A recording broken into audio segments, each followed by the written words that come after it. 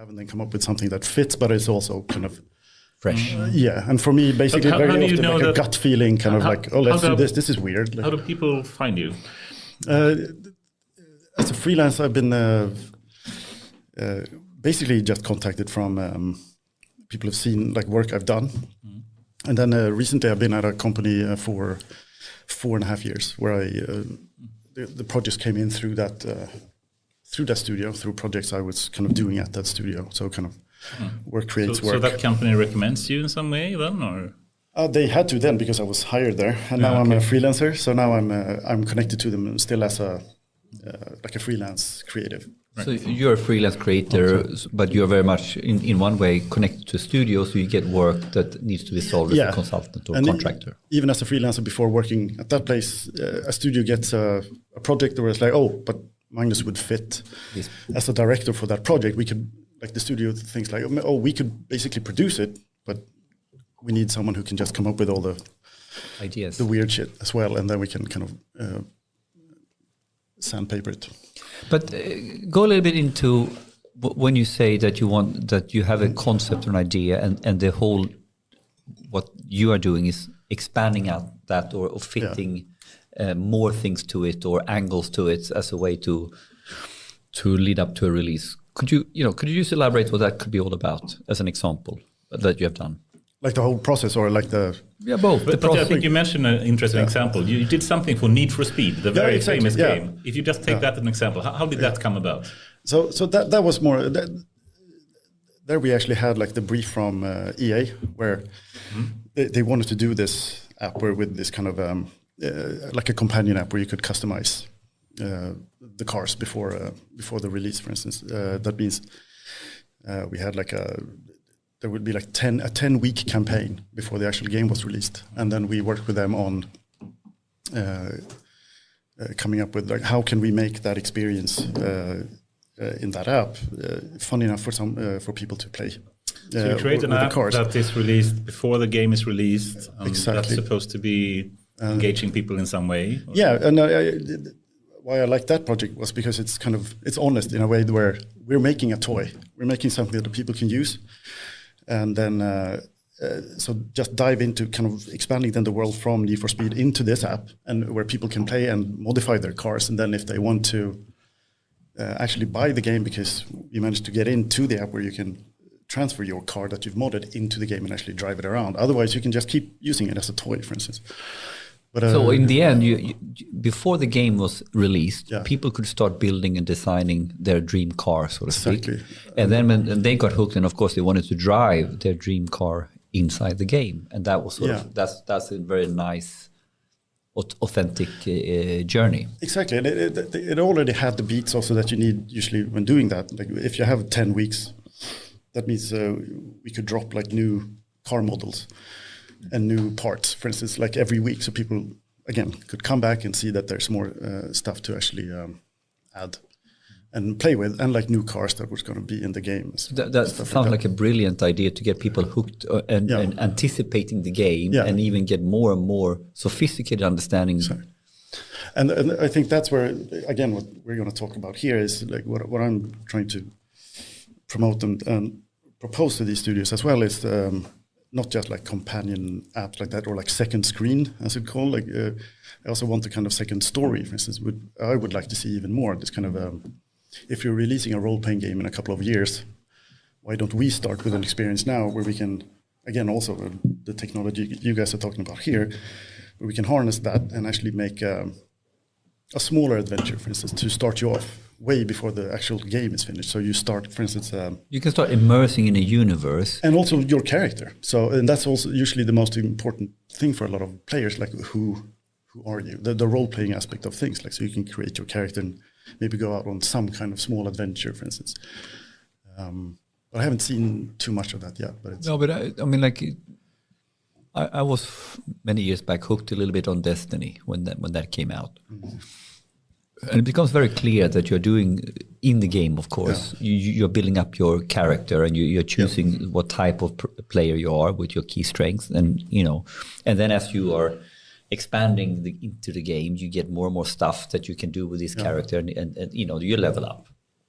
But of course, you can get, and then they're trying to do the narrative and the storytelling, which is a huge backstory that they're trying to fit in or get you to get a sense of during the game play. But you could, of course, start creating that picture of that universe way earlier. You can also create, to me at least, like the need to actually see what you can do with your character, and I think that's super important. Like you can start hinting about the world, and that's like a project I'm doing now that I can't talk about, but kind of start inviting people. You're working on a very secretive project right now, and yes, you're in a very deep under all the phase. NDAs. All the NDAs possible. But it's very much based on that kind of, okay, they're not finished with anything yet, but they have a good idea, and now we're working on the. And you can start getting people hooked on the idea and hooked on the universe, and start dreaming into this, and then in the end, basically can't wait to get the game to start playing in that world. And I think it's again, as gamers also become older. Like now we have generations of gamers. Like there's a casual aspect that I think is interesting that could be used as well. Where, for instance, for me, I have this amount of time to shoot people in the face. Otherwise, I need to do all the other stuff. That means, but during some of the other people in the face. What do you mean? Yeah, but in games. No, but what I mean is like I have a very limited time to actually play with my friends, and we can actually go out and maybe. Usually, you shoot people in the face, but but in the there's a lot of time around there where I can do so-called like upkeep, and I can also kind of play what do you call it, like Barbie doll. I can dress up my character. I can see what gadgets and what gear my character will have for the next time I'll actually jump in. Otherwise, I'll spend all the time in the game just fiddling, doing all the maintenance, and then I don't really have time to play. So I think there's a if I unpack it with my words, a casual gamer who doesn't play hours and hours all the time, he might have be a profile of Henrik Göthberg, 50 years old, loves to play games, but he only has one chance a week when is not soccer playing to play with his friends. So here now, I want to have just gameplay where I'm actually doing the mission, I'm actually doing the stuff, shooting the bad guy in the face. But in actually to evolve with the game, there is a lot of things that happens that you need to dress, you need to fix, And here now is the side thing. How can we do that so you can work casually on those tasks on the bus? Exactly. While you then have qualitative gameplay when you're really with your friends. So you're not sitting fiddling with your character in the gameplay mode that you have casually maybe once a week. Yeah. Is that a fair summary? I think so. And I think, that with, again, we can get into that more later, but the kind of future of all this as well. That means when we get conversational AI even better, and when we can control it a bit more, I can also sit on the bus and actually converse with other characters in the game. But I don't have to be in the game, but maybe I can still be in touch with a couple of characters, or again also like maybe create my own scenarios and stuff like that. So going crazy here, you can actually, we talked about this on the other podcast, you can in your avatar you can set up how your avatar can actually behave while you're not physically there for you. Oh yeah, that's cool. And also have and that's a big question. You can also just have a completely living universe, but now we're talking a couple of years ahead. But that's next step. But Metaverse is going in this direction, right? We talked about this. Then there's just a term there, like what is the Metaverse? But that's the only way it's going. Is going to be because what you're saying is that right now you're playing your character when you're physically playing your character. Exactly. But maybe in a couple of years' time, your character is playing the whole time, and you put it on AI pilot while you are at the dentist, and you pick up the game. Where am I now? And you can see the way you use again ChatGPT or like Midjourney, like image creation or asset creation as well. Maybe you just prompt your character. Maybe you're more a casual role play, like with manager games or something.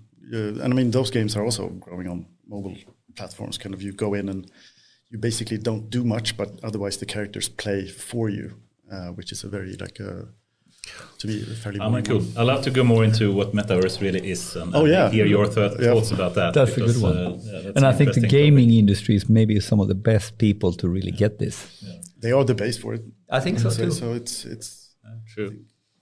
But with that, I'll first like to welcome you here, Magnus Östergren. It's a pleasure to have you here, and I'm very glad that you were able to make it on a very, very short notice. Yeah. Yep. So in short, I think this is the first for us as well, Henrik and me, because we basically have some kind of kamikaze podcasting going on here, where neither of us knew who was going to sit on the other side of this table. And you didn't know anything about it either. No, even a misunderstood text. I thought it was like in the future. So no. I compared it to like kamikaze karaoke, when you go up on stage and have to sing a song and you have no idea what you're going to sing. And it's tough, but it's fun. And it's it's fun. An interesting experience.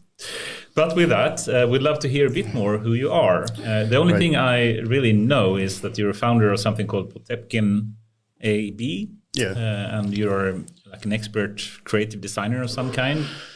Or how would you phrase it? Who is really Magnus Östergren? So I thought I'm viewed as a professional when it comes to like experience design and like a creative lead for digital experiences, and the kind of concept development, and basically a person you would call if you want to create something fun and engaging that is a bit maybe not run of the mill. So I think that would be the professional side. Otherwise, I'm also I love to try every tool that exists to the point where like. Can you mention some recent tool you tried? Oh, yeah. No, I mean the reason that I'm just keep coming back to is of course like Unreal Engine that I just keep just falling back into, which is easy because again on what we're talking about here as well as with the. What is Unreal Engine for the people who don't know? So Unreal Engine is a game engine creation software. So it's like the world's leading software to create everything from just virtual worlds to full-on just games. So a lot of game has an engine underneath it, like Unreal, that then they build a concept on and becomes a game. As a background, exactly. You can't really have a game if you don't have like a graphic interface or something to actually play on. You have to see something or you have to hear something. So and that's called an engine, where you basically have code to kind of control everything, and you can put all your assets in and get everything kind of basically running. So you can basically, if you are working and playing with the Unreal Engine, you can start fiddling and playing and imagining your own games. Yes, and I would say, except Unreal Engine, we have another engine called like Unity and a couple of others, and I think that they are the democratization of game creation as well, where they're doing everything they can to make it as accessible and as easy as possible to create either worlds or actual games, and then it just becomes muddy. I don't really care about making a game as, again, just making weird little experiences or just art, basically, in these engines, because they just know exactly what to put in, and these engines just become stronger and stronger. So you are taking this engine, I mean, it's originally done there in order to support gaming studios or people who want to create games, but you are realizing the creative potential in these engines to create art. Yeah, because I think it's been for a couple of years, but I've been promoting it for quite a while. This kind of, we are switching from, how to say this so it's easy. Like before we have had to actually render out media. If you're working on film or special effects or anything, you have to render a sequence out, and it will take a long time to at least get a sequence out. But now with the quality that has come where we are now, we actually have just real time. Everything is real time, and it's becoming stronger and stronger. Just to actually, you can create in real time, and you can create the most fantastic world, and you can actually modify it, and you don't have to wait for it to like, oh, I need to think about this for a while before you can watch. So let's see if I understand you correctly. I mean, for one, you can create a virtual world in like Unreal Engine in advance, potentially. But do I understand you correctly in that the world can actually be created while you're playing it in some way? Is that what you're saying? We're getting there. It's very close. Like you can set up now. We're so close. You can just set up a couple of rules, and basically the engine can create the world for you. And future on again, when you call it Web3 or Metaverse or anything, that's the whole goal as well for Epic Games, the company who owns Unreal Engine, who also they fund the whole thing by they released a small game called Fortnite that kind of went bananas, slightly bananas, yeah. So basically, right now you can set a couple of parameters and then you can kind of populate the world nearly like automatically, which is super fun. But you can also go the completely other way and just like completely go just ape shit on just art and just fun and just connect weird nodes with each other. It's hard to explain. So if I take this, I mean, there's a lot of algorithm AI in some sense in these engines now, because you can actually prompt it more or less. Yeah, and then from a prompting perspective, like the rules you set up, you let the engine populate stuff. Totally, and then you can keep prompting. Like if you're using, I don't know if people know about like Midjourney, for instance, like the image creation one. Yeah. The most popular one. The same thing there, like, oh, but I want to tweak that parameter instead. Like I want more trees or I want this. And it's not going to stop. It's just like, and what level of sophistication in graphics are we at? Quite high now. Oh yeah, I mean, Unreal Engine is also used, for instance, as for something called virtual production.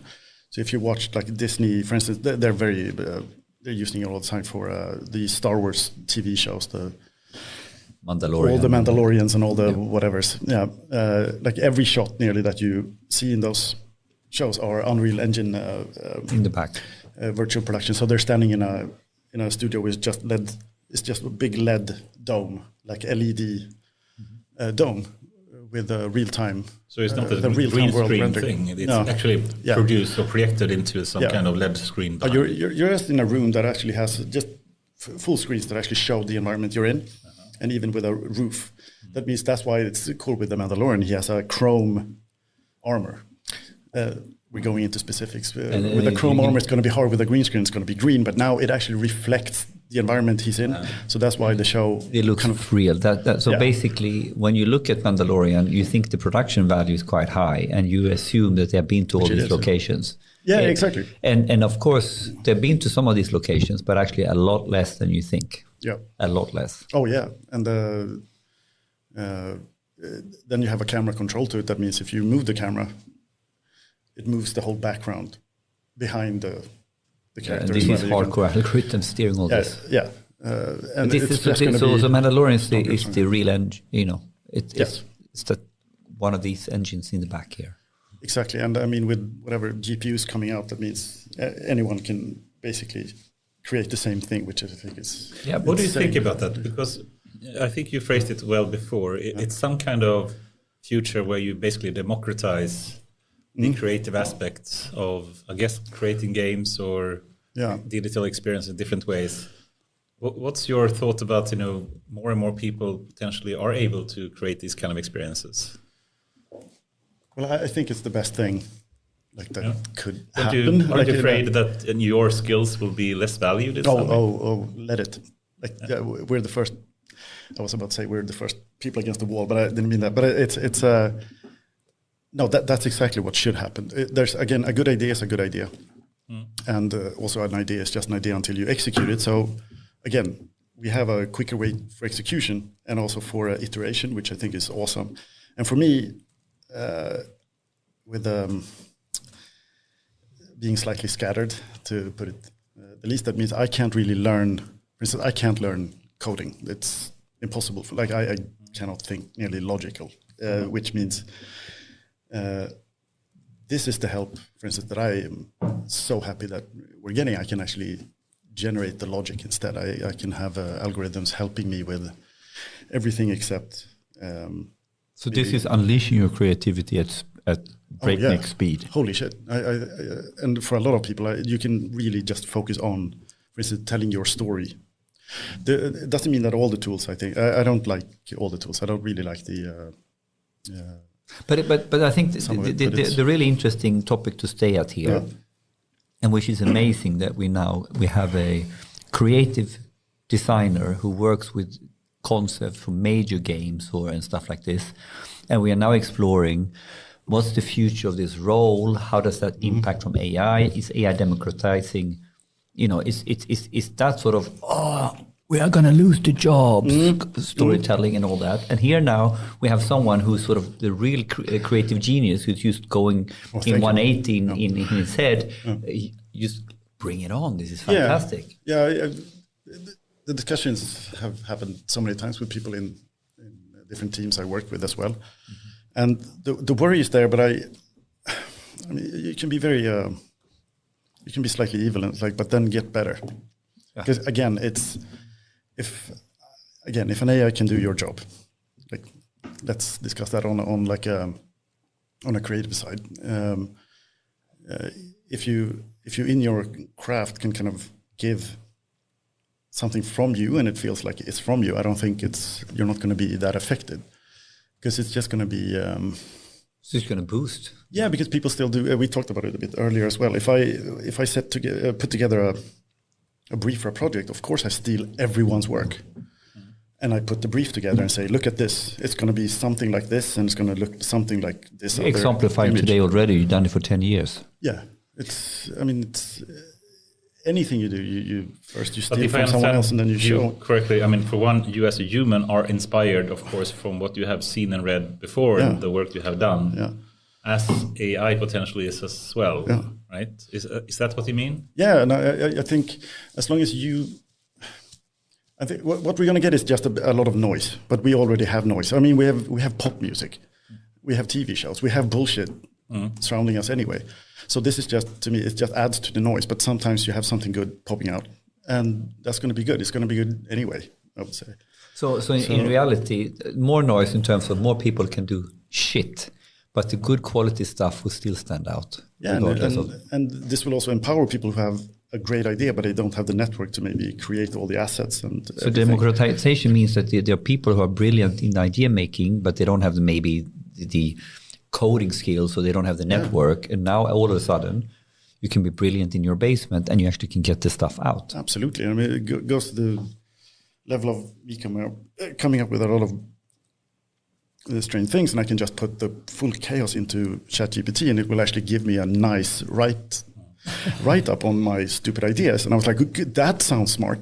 I'm now smart. I sound smart again. Yeah. No, but I mean, again, because otherwise that would have taken so much time for me to do a write up instead of actually getting that. So even that is, and then why then not have a 12-year-old coming up with a cool idea and basically asking a software to kind of create it and see what it is, and because otherwise we might have never seen it. So again, it's I think it's. So you're pretty psyched on this whole what is happening right now. I mean, like you're psyched on this, and it's more things that can.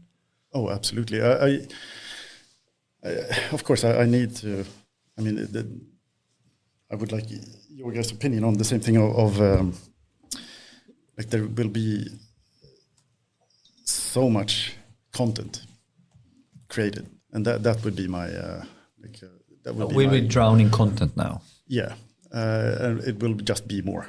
I mean, with again AI generated like music to visuals to everything, there will be everyone. I saw it the other day, like people are basically, oh, now I can create art. At last, I couldn't before, and I was like, but you don't. You're not. With a lot of these tools, you're basically just having something else create something for you. It's like. But is that good or bad? I mean, like, so maybe this is one of the topics is how will we deal with so much, so much noise, so to speak. Is that a downside that it might drown out the quality, or that we don't see the quality for all the shit?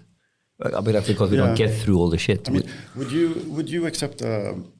Would you sit down and listen to basically like an AI generated radio channel with like, lounge music, or like really really well made music that you nearly like? Like, would that be interesting for you? That's a good question.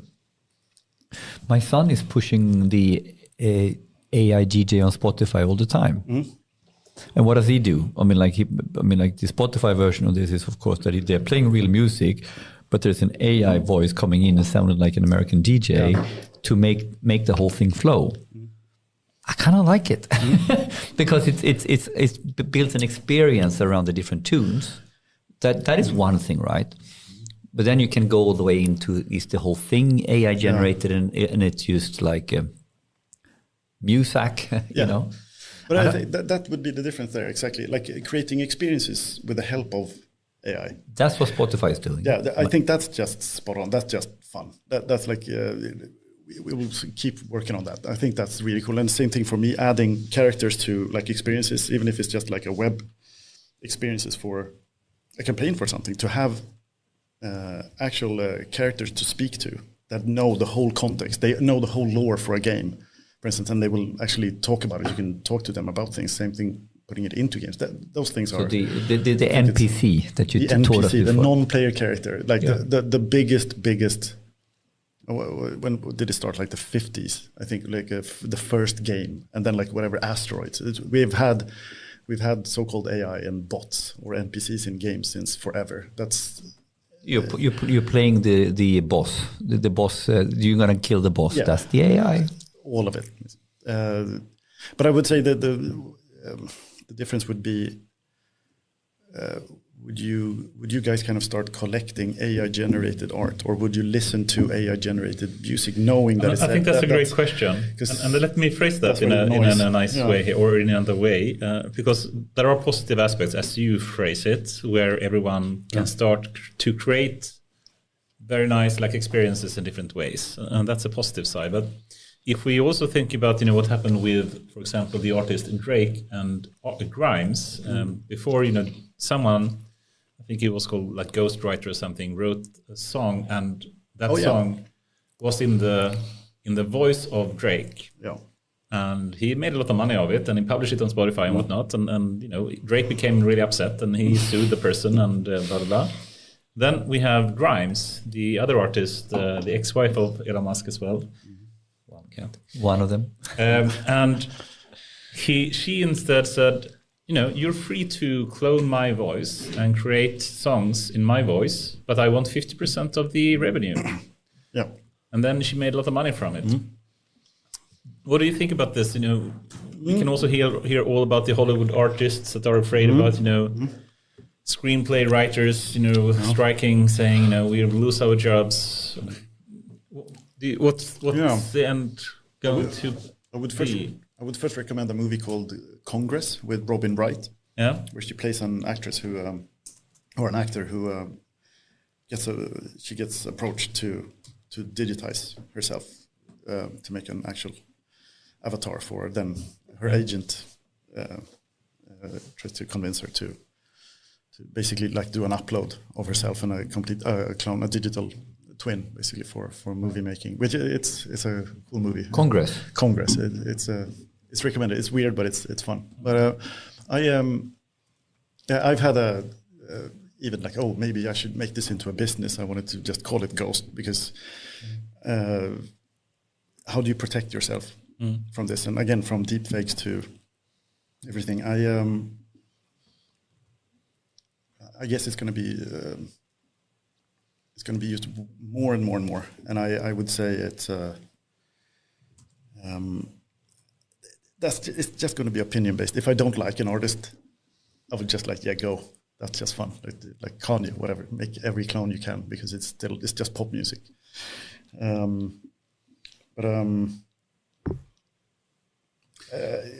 don't really have an opinion, as long as if someone says yes. Like if I was an actor and someone asked, like, can we actually make a clone of you, and then here's a contract how it can be used, I was like, yeah, why not? I bet we're going to see Mission Impossible 5000, because Tom Cruise will never stop anyway, or he's immortal. I heard another story with I think it was like an ad with Tom Hanks. Yeah. And basically someone created a fake ad with Tom Hanks in it for, I think it was a dental plan or something. And the dental plan and became really successful, and it looks like Tom Hanks, it sounds like Tom Hanks, and they're trying to promote it without the consent of Tom Hanks. Oh, that's an issue. That is the issue, I guess. I remember again trying to actually finish that show. It could have been the Mandalorian thing again. It ended with them meeting a young Mark Hamill playing Luke Skywalker. Yeah. And I was like, oh, look at that. But my only thought was like, I want to see that contract. I want to see what that deal is, because again, can they just do that? Because it looks slightly like Mark Hamill, and you don't own Luke Skywalker. That's Disney. So what does he actually get out of that? Everything, like, is it just an honor system after a while? Like, what do we do with that? Yeah, because the one topic is then going into this from the Grimes example, where you can basically put a contract and go ahead, and then there's this blurry, how far can you stretch it? How much of this has contracts? But then I think we get to the other point you started with. Are we interested in listening in AI-generated music? Exactly. Are we interested in looking at AI-generated characters in a movie? And I think that, I don't know. I really don't think I know that, because take an example. Take the last movies of Avatar. Yeah. Okay. And here we get a very strong connection and feeling to the blue people on a different planet. So clearly characters that don't exist, right? And then, the whole thing is like they are the human character, and then they take on slightly different shapes, Sigourney Weaver in blue, right? But the movie kind of works, right? But that's because that's an avatar played by an actor, though. Yeah, but and then you take it one step further. I kind of like Toy Story. If you go back to cartoons, and you go back to all the what comes out of the Dream Factory, what comes out of the different. We've done this with characters or cartoons, and from the 30s, right? Yeah. So I put to you, what's different? I think it's just going to be blurred. And in the end, it's the quality of the movie, it's the quality of the character build-up that will I, as if you go into this from the brain perspective, I'm okay to be fooled in the movie because I choose to be fooled in the movie. And I think that will hold true for an AI character as well.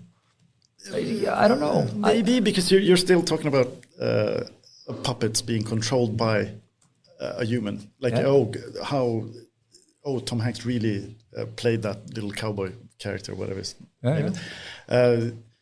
But then watching a movie and going out from the movie theater is like, they really faked Tom Hanks well in that movie. They really made a good 25-year-old Tom Hanks, and boy, howdy, they directed him into being what? Who played Tom Hanks? Exactly. Or so they sampled a lot of Tom Hanks and then made a fake Tom Hanks act.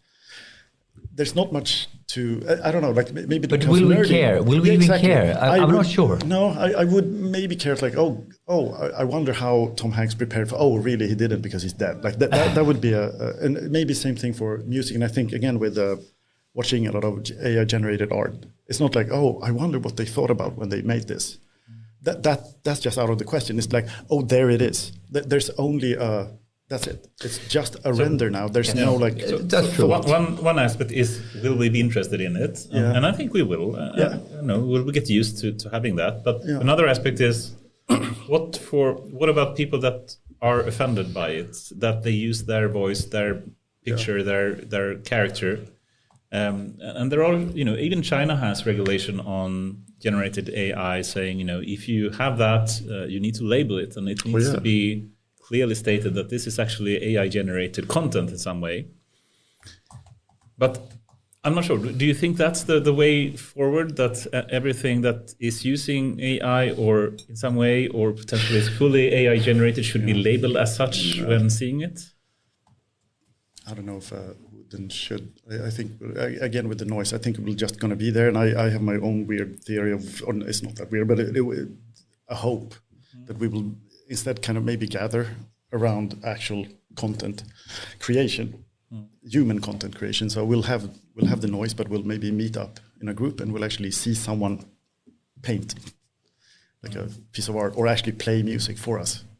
So there could be a distinction, which I think like a counter culture to this, because people will accept anything. That's what I mean with like pop or TV shows or Disney. Like people just like, oh, good, it's there in this movie. But I think that is close to the truth. That you can find that also. You can find patterns that suggest evidence for what you're saying. Yeah. So we're living in a digital world today, right? You don't need you don't need a watch. No. But Rolex watches sells like crazy, exactly. Which is an antique mechanical watch, but we are connoisseurs now of the beautiful design of mechanics. And the craft. And the craftsmanship, right? And you can then take the story, okay, I can go to a movie and watch a digital cartoon, and I get a lot of enjoyment out of that. And I know when I'm looking at the Incredibles today, that is fake. And this whole fake will just be more and more blurred.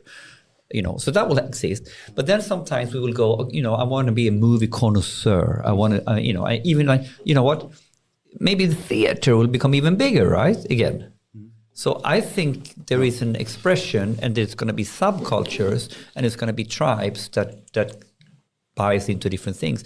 And I can see myself watching AI movies where I don't care. Used to get entertained. I'm tired on Wednesday afternoon or evening. Yeah. And then I'm going to the real show to see a cinematic movie with the real actors, and then paying shitloads to get that done. No, I hear you. I think we're like reaching the peak of, what do you call it, passive procrastination. Yeah. Like before we have passive procrastination being watching a TV show written by humans. But there's still anything you do in your share is still more passive than what they're doing on the screen. And now then watching a show that is not even generated by humans, you found peak. That's the peak level. Peak nothing, basically, which is, but again, if it's just to kind of shut off, maybe. But I don't know. We watch television every day used to shut off. In all honesty. Yeah, no, TV is bad. And in that sense, I know TV is bad. I still want to spend my hour. Yeah. Do I fucking care in that sense if that's an AI generated, if it gives me laughter? I don't know. No. But it has nothing to do with quality. No. But let me try in a statement here. I think potentially what China did it's not the right thing, saying that anything AI generated should be labeled as such. Because I think in the future, even if it's human involved in some part will also be AI generated. So it will be some kind of co-working situation where stuff or content is using AI, at least in some part. And I don't think it's necessarily bad and that it is AI generated. What I do think is bad is if it's true or not. Mm-hmm. Saying like in the example of Tom Hanks and the dental plan ad, that is clearly not true. Yeah. So I think, and it's perfectly fine to generate stuff that is not true, but then it should be clearly stated that this is fake. This is not Donald Trump getting arrested. This is not, Tom Hanks in this ad. It's just a generated version of him. And perhaps I think that would be a better thing to regulate, to say if it's fake or not. Yeah. Would you agree? I think, I think I agree. I think it's, as we talked about nearly on the tribes thing, it's basically like how was this produced? But again, we're already... I mean, everything is nearly now produced with the help of AI. If you want to just as a trendy, and it can be true stuff generated with AI. I mean, exactly. I'm in a strange place here because it went too fast. From I've been looking at it for so long. Like, what could AI? And also just reading way too much, like cyberpunk novels and sci-fi, because this is awesome. Nearly wishing for a dystopian. It's like, oh, that's a bad idea. But then actually see an explosion and everything nearly just happened. Like from Midjourney to ChatGPT, just everything actually just blew up. So I'm still kind of enjoying not knowing. So that's my enjoyment of it. I have no idea. Like when the Donald Trump images, I was like, is that? I was like, no, maybe it isn't. And we don't know anymore. Right now, we don't know shit. So it's still art for me. Everything that is happening right now is just one big art, because I have no idea. But I think if someone is claiming something to be true, no, I would say, and that is clearly not, then that should be possible to prosecute.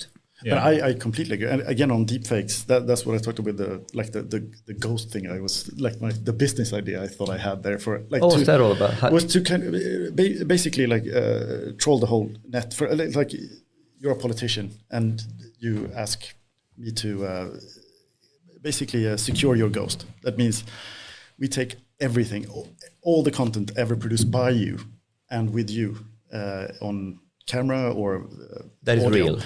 Everything real. We control with you everything that we have on you, and then you analyze all of that. That means any deepfake that will come out, any content that will come out that is not real, we can now pinpoint. That's our job, is to actually just.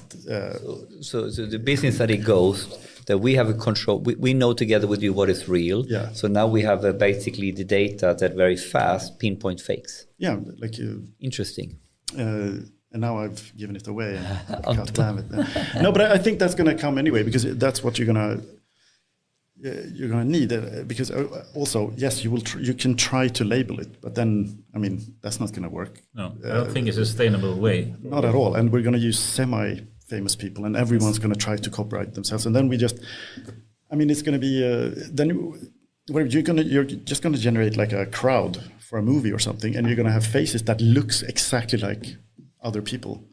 And what does that mean? Again, then it's just visage. Then it's just something else. So I don't know. I think we should try at least. Yeah, but one way that I think about this is that you can use AI generated content for really good purposes. If you just want to, for example, summarize what is happening right now with Hamas and Israel or something, and you ask AI, please summarize, all the news articles in the last couple of days and give me a short summary of it. That is still true, and it's a helpful AI-generated content that is hopefully true at least. And to simply label something to be AI-generated or not is not really helping. What should be helping is to say, we claim this to be the best representation or content that we believe is true. But if someone is trying to do something that is clearly fake, like the picture of Donald Trump getting arrested, and they claim it to be true, that should be really you need to be able to prosecute and punish that. Yes. There needs to be boundaries here. Yeah. That there are some stuff that you need to be able to go after by law. Yeah, I agree with that. Yeah, and also, I mean, generations coming have no idea what's real or not, so it's going to be more and more sensitive. Yeah. Should we switch gears? A new topic. Metaverse, do you have a topic? Perhaps, or, yeah. What? Should we go Metaverse, perhaps? Yes. Or do you have another one? No, I mean, like, I would like to. I was also trying to explore a little bit more. I was curious about you and your professional line of work, creative. As a creative director, we went into the rabbit hole of what AI tools use with the Unreal Engine, and we didn't get any further. So I was just gonna, so what is your take on how different things in AI is coming now into your particular role as a creative director, and if there's any tools that is sort of becoming not mainstream maybe, but it's part of the repertoire now already. Yeah, I think it's nearly the same as for other businesses, of course. Like we talked about the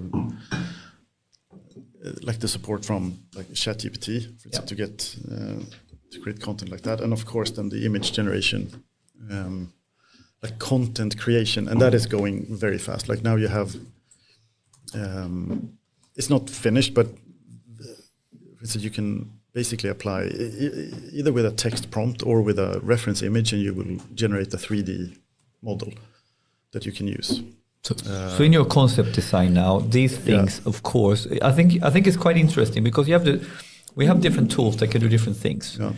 But you did it in a really good way, how you defined, for example, this is right before the camera came on, the creative process.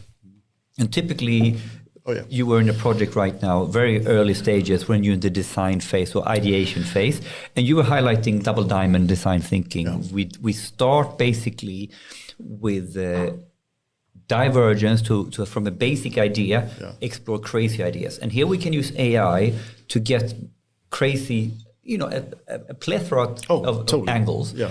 And then you flipped it. Yeah. And then when I've done that and I get into the convergence part and I want to sort of narrow it down, or like you said, I have my crazy notes now, and my writing is all over the shop, and now I can use ChatGPT to make it into a succinct brief. Exactly. So all of a sudden now, AI tools that is you can use as things to help you explore and diverge, and then you flip it and you use the same tools, even maybe in the convergence space. That kind of thinking about understanding the underlying director's process and how you now fit tools into the end-to-end cycle. Yeah, and it might. I think it's super interesting. Again, it doesn't take away from having a team of people you really sync with, and then you can work that out. But the amount of versions of everything that you can get, I think it's insane. I think it's so much fun to use, and exactly that of first getting, as you said, like the plethora of concepts, and actually being able to like pinpoint a couple of like that actually resonates with what I was thinking, to then get it down. But I think, and that's getting closer with. I think with visual will be the same thing, that you can basically what we call like a mood board. You select maybe 20, 50 images of kind of, this is kind of the mood that I'm looking for visually. Could you please kind of merge these and make a couple of versions from that? The whole mood board to a web page concept. Oh my God. You mean like you're prompting 10 images and you're doing some text prompts where you kind of write the feeling you want, and then you can boom, get a layout. And examples of layout. Yeah. And my critique would be that it's just using things that has been made before. So that's why I kind of, it's helpful, but I usually then, I look at it, but I usually then kind of discard it and just go somewhere else anyway, because you know that it's still just using history. So this is not an original enough idea. No, but it can give you a couple of ideas. But otherwise, do you think AI cannot be more creative than humans? Deep. I think it can. I think we can tweak it. Too, but it can't really. I guess it can't maybe beat like a drunk. You don't think? Idea. I think AI sometimes is really drunk. Yeah. But I think it's I still think it can help. I really do, like creatively, but at least to unlock or unleash stuff. But I haven't seen anything that kind of strikes me as like, holy shit, I would never have thought of that, basically. But it's. But is it that already creative? Because that is how we create, right? Yeah, it's not that we basically everything came out from nothing. No. We collect data and then we create something out of that data. So what's the difference? No, and that's been my truth as well. This kind of like we're already just doing this. This is just speeding things up, basically. So I don't really have but I don't know if it's more or less creative. But again, it's the best co-pilot for getting maybe that's the way to look at it. That it's your Batman and Robin. It's your co-pilot. Yeah. Perhaps you can look at it as AI certainly has its downsides, but also some upsides. But I think you mentioned before that you can use AI to get a set of diverse ideas that you can continue working with as a human, and in that way you can potentially use AI to make humans more creative. Right? Absolutely. So then, the co-creation of a human and an AI is potentially better than a human by itself could ever be. Oh yeah, and I mean, I had fun when I was a young person playing with synthesizers and just like trying any key and an arpeggiator. And I would say I wasn't playing the arpeggio. The synthesizer was doing that. I know that's very, very rudimentary, but it's still like, that was the base of art by accident, which I think is the most fun way to do anything. You basically throw some shit on the wall and see what sticks or what it looks like. And I think AI can really help with that. And also, I think it's more the fact that people are using tools that only use other people's work. What I think is interesting is if I would throw everything I've created into one of these models, and I ask it to collaborate, me collaborating with me, my ego is here. No, but I think that's like, if you're as an artist, you just throw everything you've ever drawn or written, and then like, okay, let's co-create something. I think that's super interesting. For instance, it's slightly masturbatory, but it's still, I think we can. What would happen? What happened if you had the database of your own creations as part of your LLM? Yeah, I mean, for one thing, it could be, then we get in a blurry place where you could create so much more and so much faster and get so many more variations that you would ever possibly do yourself, from like kind of your art style or from even your writing style, which I think is really interesting. But going back, you used to close down the topic of tools, and you know, so in practice, you know, what are the sort of tools you've been fiddling around with professionally and maybe also experimenting privately? So we talked about Real Engine. Of course, we have the Midjourneys and the ChatGPTs in this creative process. Any other tools that kind of pops out that's sort of targeted for the creative director that we don't know of? Yeah. I'm trying to think if there's any specific. I would say it always comes down to these kind of image generators, I would say, and then it's getting closer for, but that's not really for a creative director, but like for what I talked about, these kind of content creation apps, for instance, like you can ask it to create, like give me a landscape that looks like this, and basically just generates it for you. But otherwise, it's, to me, it's a lot of, it's still very like a team lead role where I kind of still work with people who does that. So I think the tools aren't that significant yet, which is because you're still working way more on like a concept development and kind of from a direction level.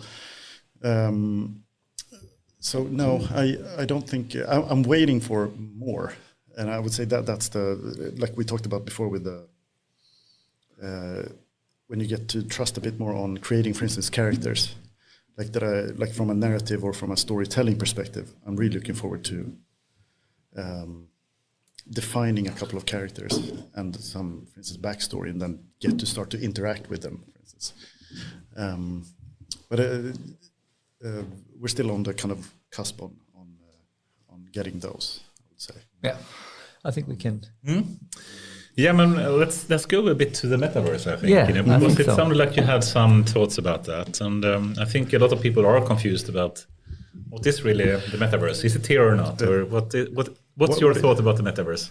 What's the metaverse to you guys first? Because I have way too many opinions, but what is it to you? Like, well, I think you can have like a scale of what the metaverse is. In some, you know, in the broadest sense, you can say that any kind of digital experience that is not the physical world is something that we can call a metaverse. That means even going on social media of 10 years back is some kind of metaverse potentially. Very like low grade of it, but still some kind of non-physical experience that you can have. And then you can go to the latest, you know, I saw the podcast with Lex Friedman and Mark Zuckerberg in their new metaverse, you know, with two dead people speaking. Yeah, with the codec avatars that they had. So basically they have laser scanned themselves. They have an AI that is modeling the human face in real time.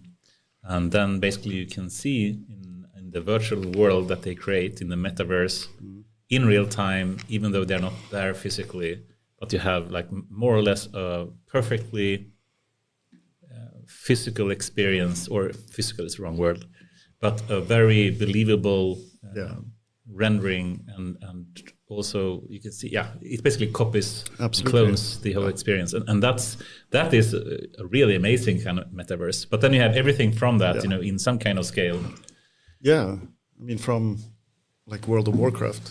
Like where do we start? Or like Counter-Strike, or like again?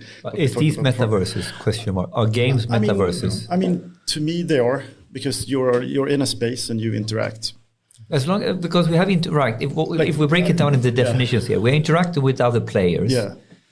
in a digital space, you know. I would say that, like, again, like games built the metaverse. I mean, it didn't exist before people started actually joining servers. Did you use the Second Life metaverse, by the way?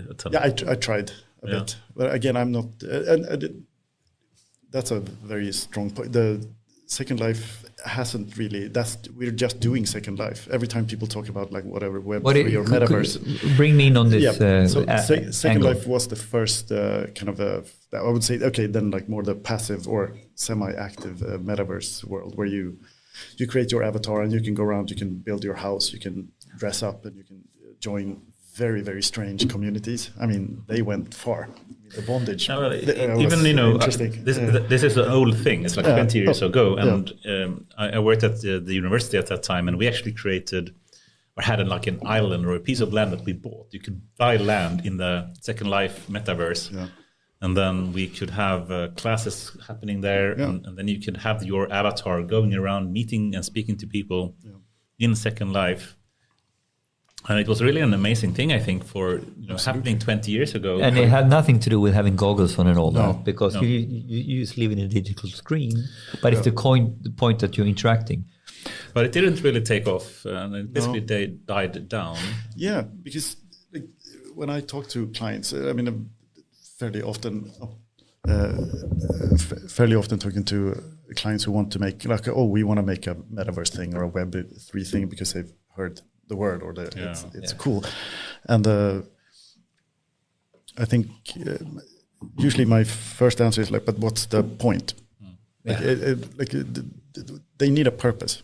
Like you need a purpose to go anywhere, to go shopping or do anything. In a game, that's why games work, and that's why I think games are still why they win, because you actually have a purpose there. We give you, this is what you need to do, and also we'll give you some dopamine kicks while you do it. And if you go into, for instance, Second Life or one of these more like whatever, just Metaverse worlds, they like, what is your purpose there? Instead of just like existing, because that's what we already do here. So then I would expand Metaverse to being just on your phone all the time on Instagram. And that's back to what Facebook is a sense of Metaverse. Yeah, as well. because we are creating a new reality now that is your digital, your online avatar. It's another digital universe and so on. Yeah, so it's a Metaverse. Yes. And we all look prettier on Instagram, right?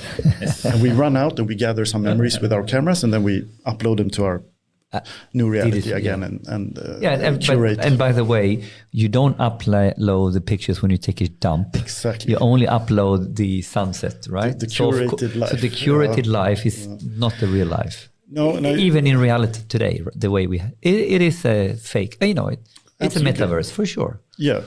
And why would you like to be in a 3D world? I think again, Minecraft is a brilliant example of a nice metaverse world, because you have enough purpose.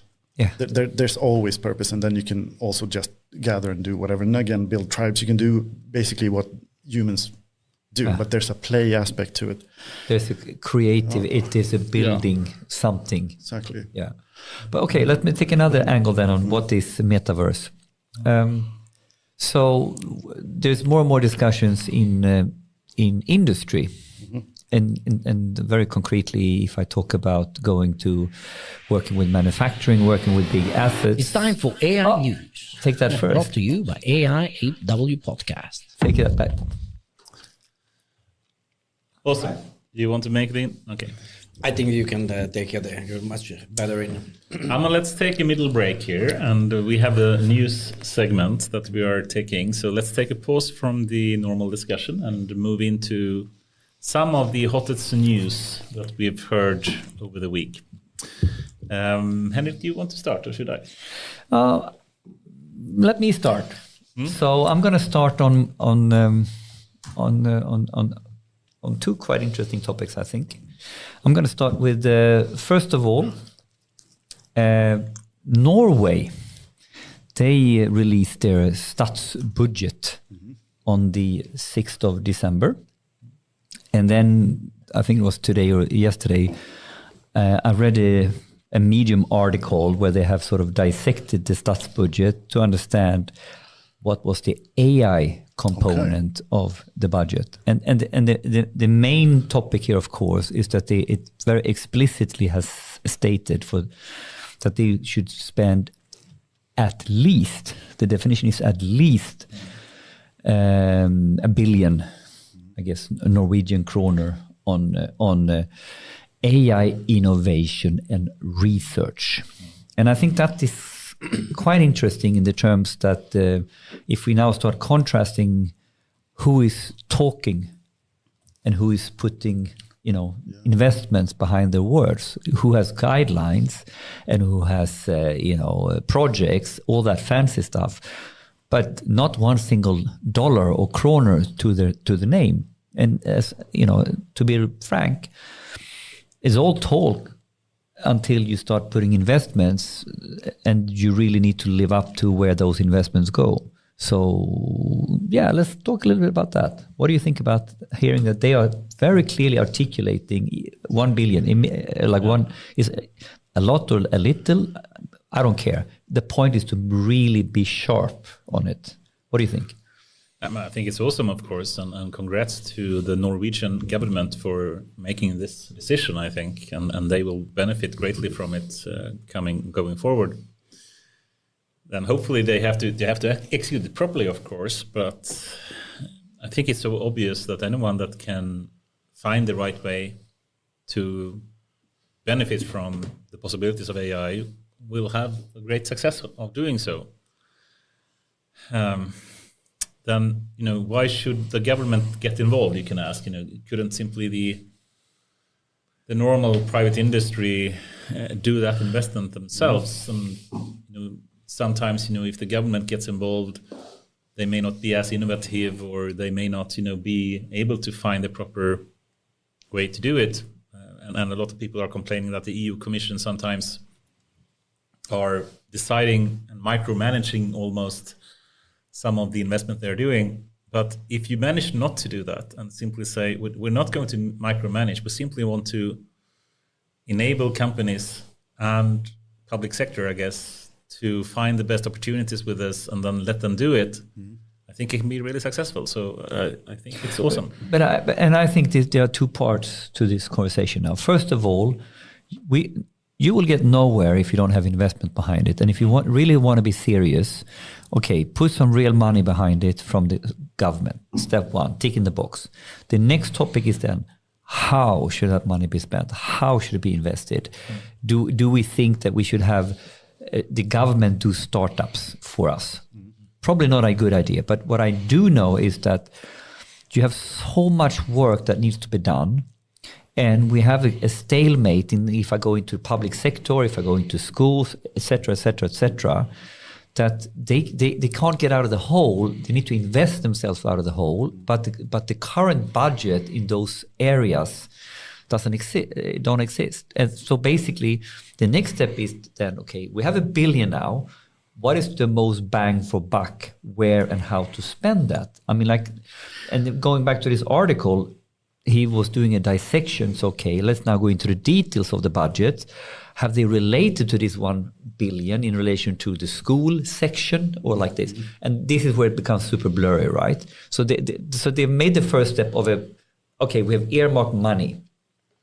Still a lot of work to be done even to spend it wisely. And how do I use that billion?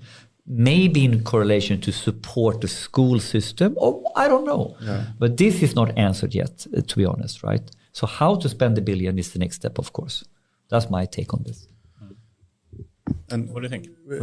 I mean, again, it's positive. Again, on recognition and if a government actually engages, but.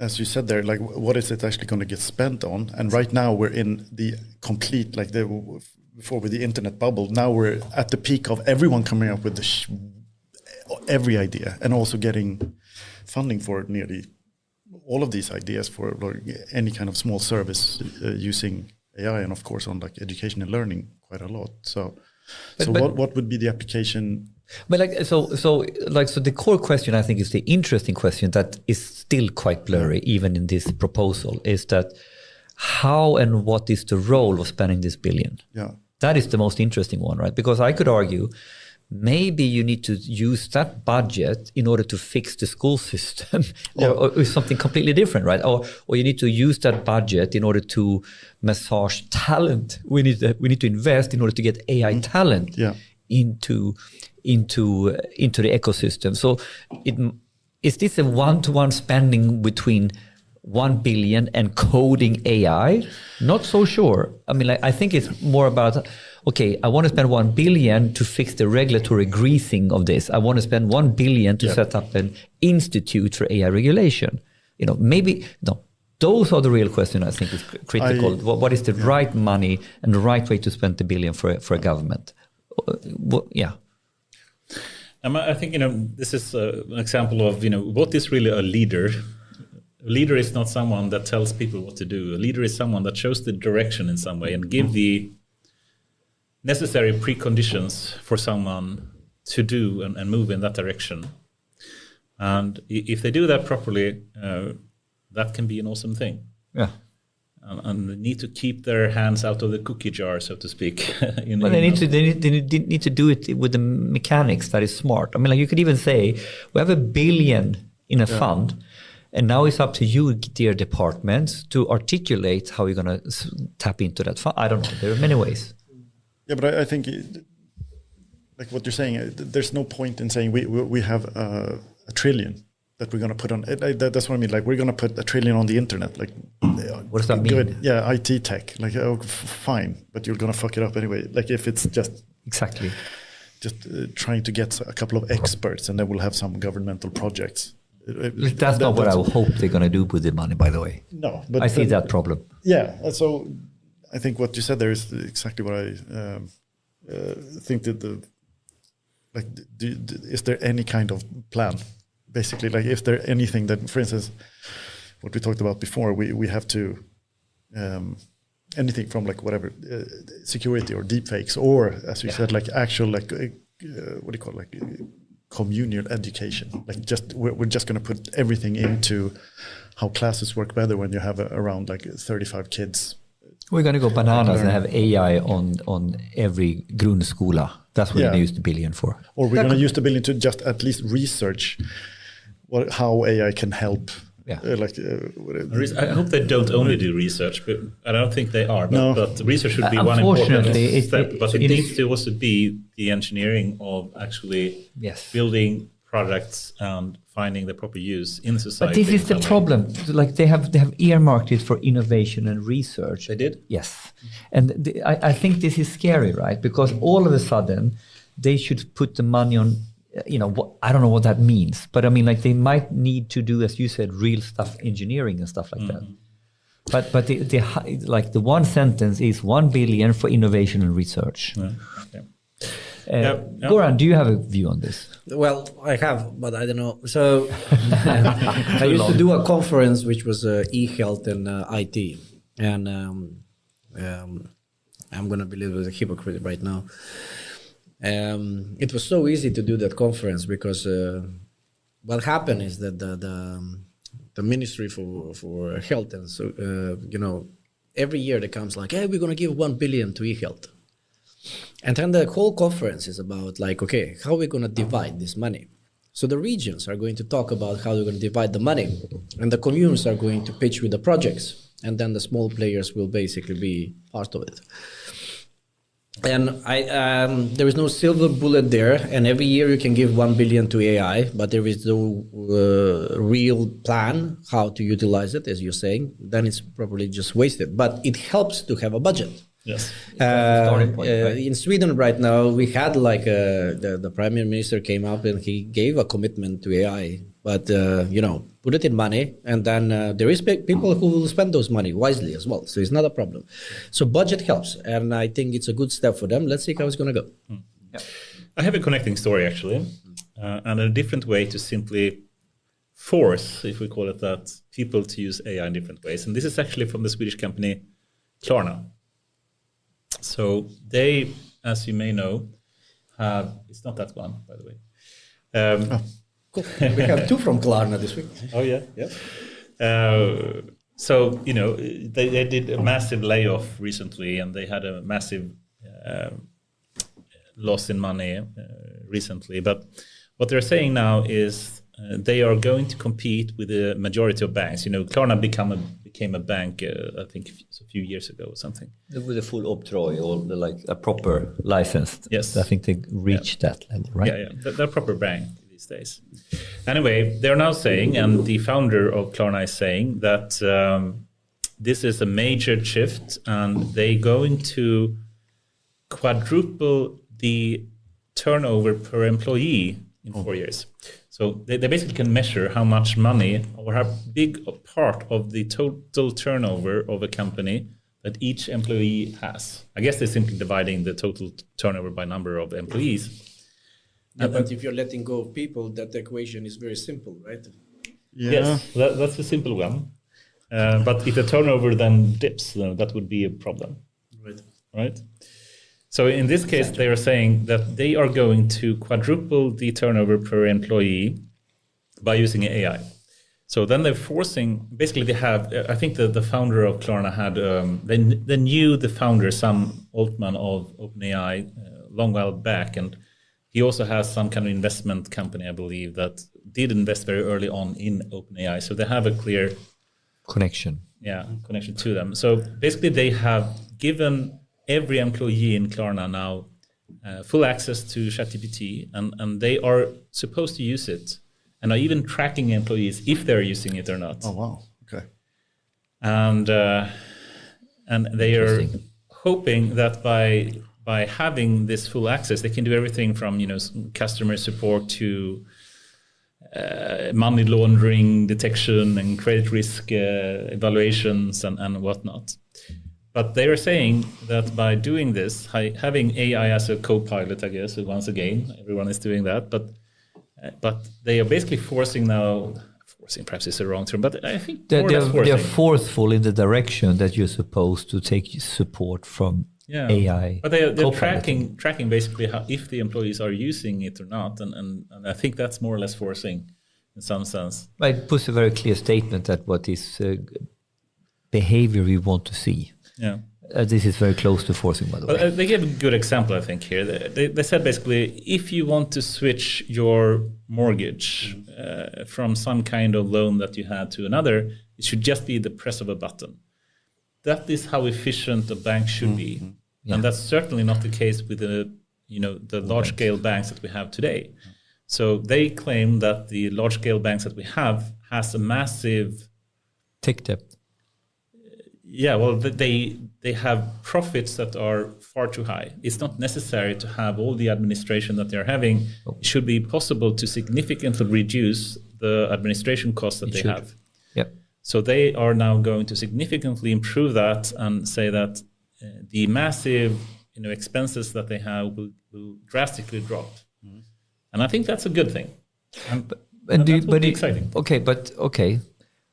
We've seen several statements like that coming out of America, coming out of IBM, where they're basically like, are we going just on the hype train now and just putting this kind of storytelling in order to sort of, not greenwashing, but AI washing what we're doing. The company in Sweden did that very early. So is this AI washing, or is this true? I mean, is this something that can be...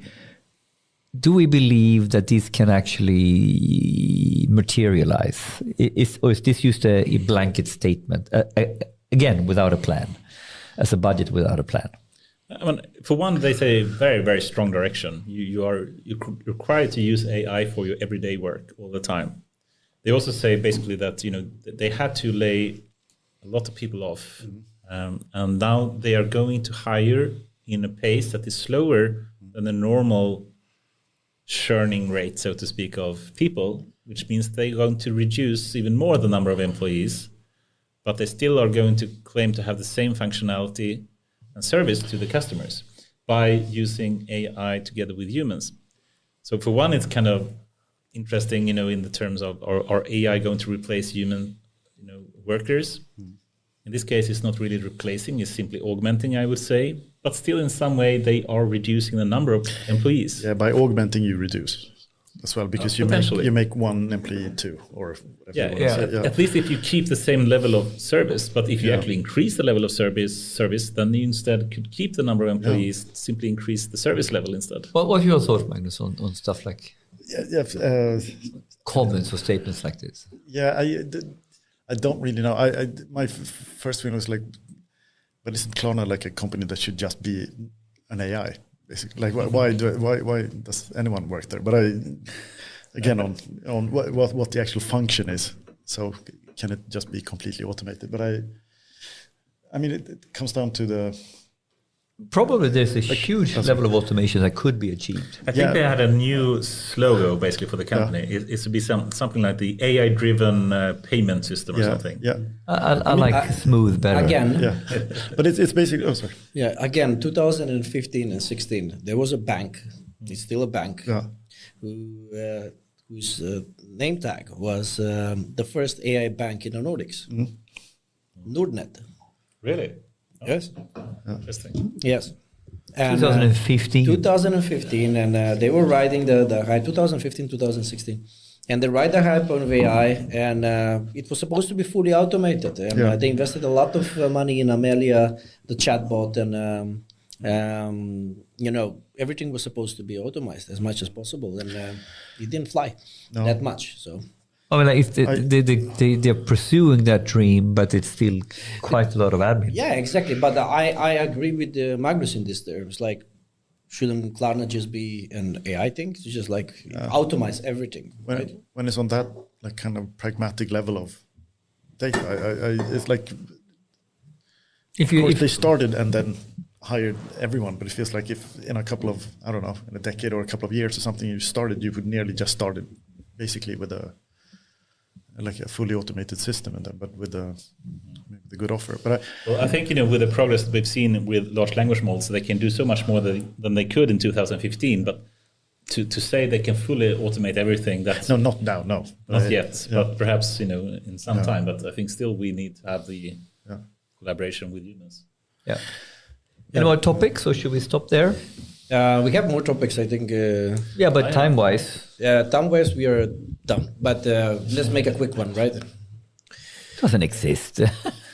Yeah, we did good last week. Oh, you did? We did good last week.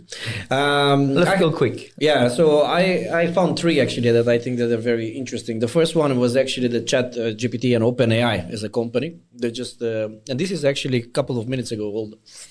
They reached the 1.3 billion revenue per year, generating over 100 million per month, actually, which is 30% more than they had in a month. So you can see actually how this company is accelerating at this point of time, and it's this is huge. On the other note, 1 billion per year company now. Yeah, 1.3 billion per year company. 100 million per. What's the profit though? Yeah, that's the we will never know that. That we shall talk later about. On another note, you have basically a Wall Street Journal released like a research where they are actually saying that this current generative AI hype and LLM hype is going to be a headache next year, because the cost behind developing and sustaining and managing all of this LLM in the company, no matter if they are open AIs or if they are open source or develop in-house, it's just very costly. So as an example, they put like Microsoft that is potentially losing around like $20 per user per month for the GitHub Copilot, and they're selling Microsoft Copilot for $30, I think, which is like 5 times more than a monthly subscription for Microsoft 365 or something like that. It doesn't matter. It's just basically it's a very interesting tool. It's a super expensive. It's a hangover coming. Yes, it's a hangover coming, and I think that even on this podcast we should have honest discussion. Bring this like a couple of people that have actually done this in the organization and just talk about expenses, because cloud computing and this together is going to be a headache for many people next year. Back to Klarna. The Klarna bought Price Runner some years ago. So now basically there came a news that they are aiming to take at Google and Amazon with an AI image recognition tool for shopping. So basically you have your mobile and then you take a picture of some kind of a what is called like a t-shirt or whatever it is, and it provides you like where to buy it and the best prices for it. And obviously the tool is trained on the Price Runner data that they bought a couple of years ago back. So I think it was a very hefty price that they paid. They paid $1 billion for Price Runner. So if this comes true, then that was a very good investment, so to say, right? So they're becoming a proper tech company, not only a bank. So whatever we said about the bank, that is a division. Now this is something else.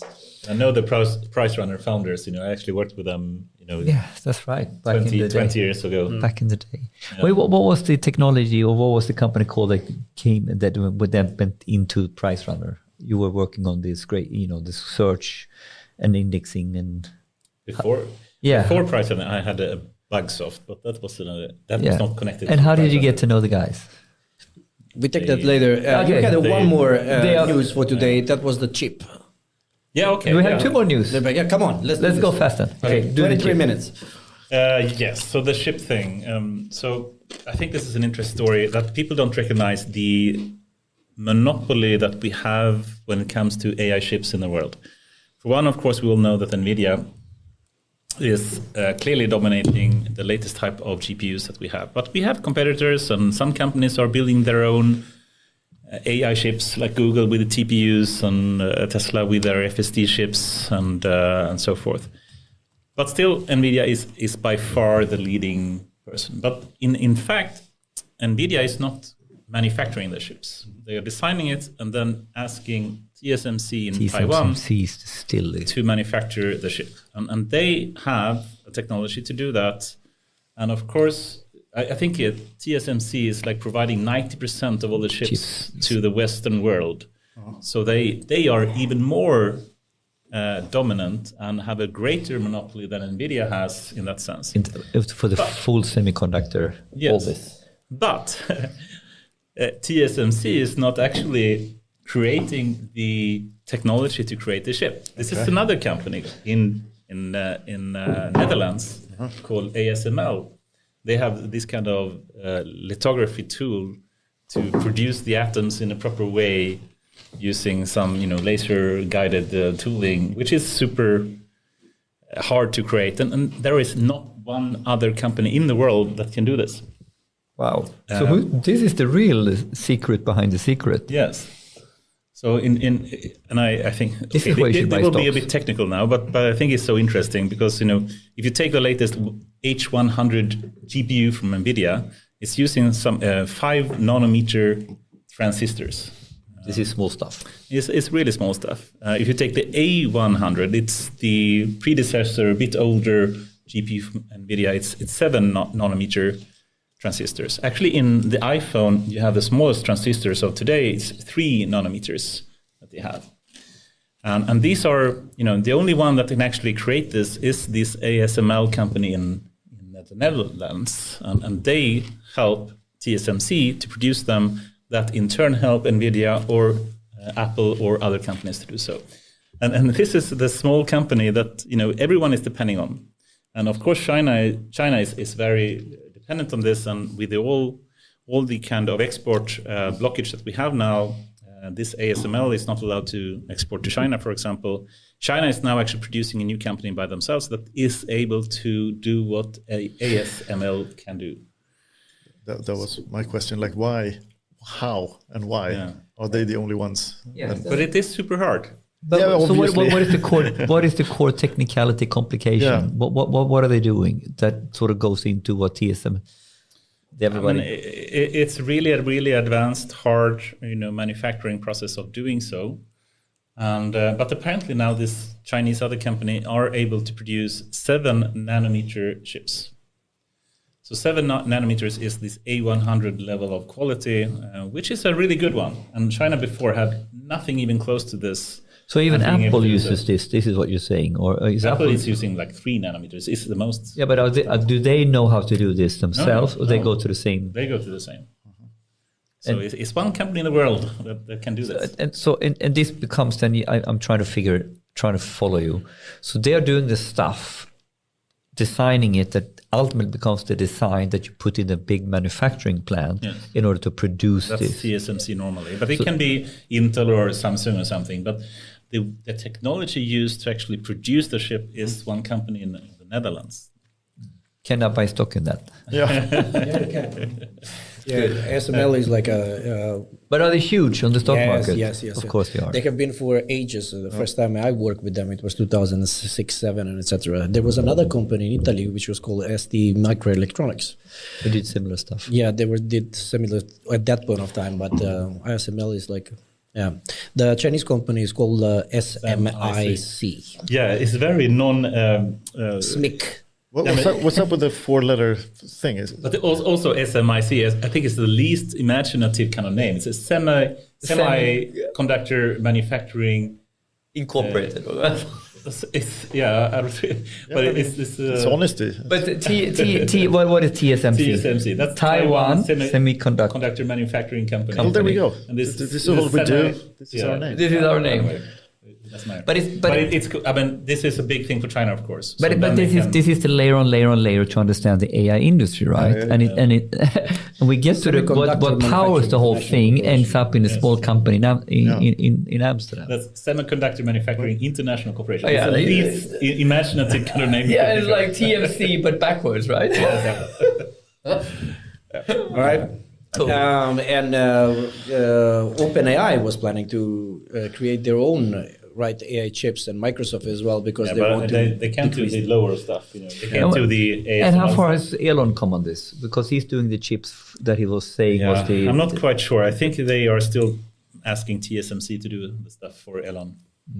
Because he got to go. No, but he wanted to build GPUs was optimized for autonomous driving for some. Yeah, so they have their own chip. Yeah, they have their own. It's being manufactured, as far as I know, at least in TSMC. Okay. Yeah. But anyway, they now have the potential to come really close to high-end chips.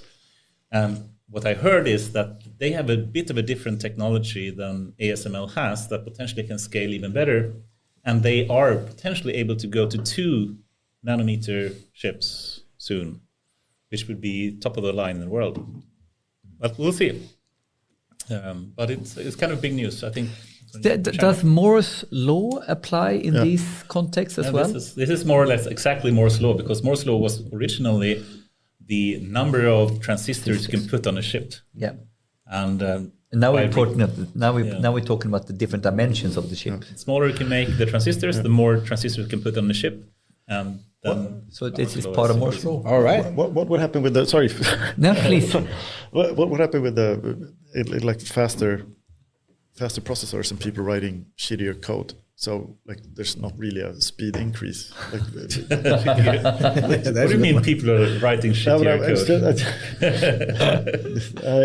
Is the bottleneck the chip anymore, or is there other bottlenecks? No, I don't remember. I'm going to try to find it. I read about like faster computers means people write actually non-optimized as optimized code, because like I get it, because people then when you only had 20 kilobytes, you were really sharp at writing super efficient code, and now that craftsmanship is dying because there is such an abundance. Is that the argument? Yeah, so like there's a good enough thing here. It's so fast so it doesn't matter anymore. But then again, with the huge AI models we have of today, I think there are too big. I think what's going to happen in coming years is that the size of these models is going to drastically drop, and we're going to have like a modular kind of architecture.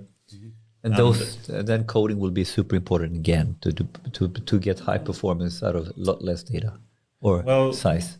At least we won't. I think today we have this kind of huge demand on the hardware, which is causing the kind of cost that you Goran just mentioned for GitHub and Microsoft, and that is not a sustainable solution. And we really need to reduce the hardware dependencies and the cost for doing so. And I think that is what we're going to see in coming time. while still increasing intelligence, by the way. I think, the transformers models that we have today are extremely nasty and wasteful in the number of parameters. Yeah. That's going to change, in my view. Right. Yeah. All right. Awesome. I had one piece of news more, but I keep it. I'm joking. I had it, but I'm not going to say it now. Okay. I'm going to say it later. Perhaps we can move to, you mentioned... did we finish Metaverse? But okay, let's continue. I thought this was the end. No. Let's go. This was halfway. Yeah, okay, let's dive back in. Yeah. You want something more to? I would love a beer, please. Yeah.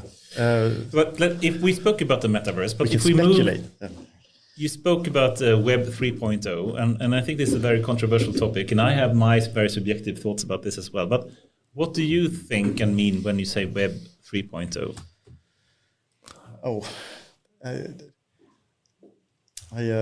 Again on the kind of the co-creation part and the kind of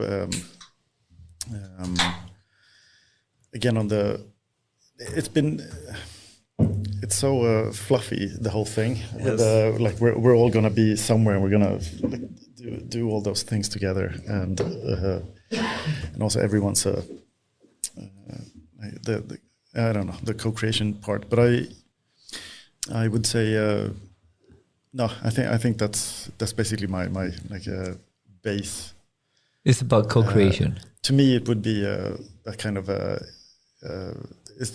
co-creation spaces basically, and so some other people define it as the internet on blockchain or something. I know, and but yeah, you don't like that. It's fine. I just don't care about the So when we say this, I mean, like someone wants to go down the technology route to explain it, right? Actually, I'm also confusing Metaverse with Web3 a bit because I'm tired. But yeah.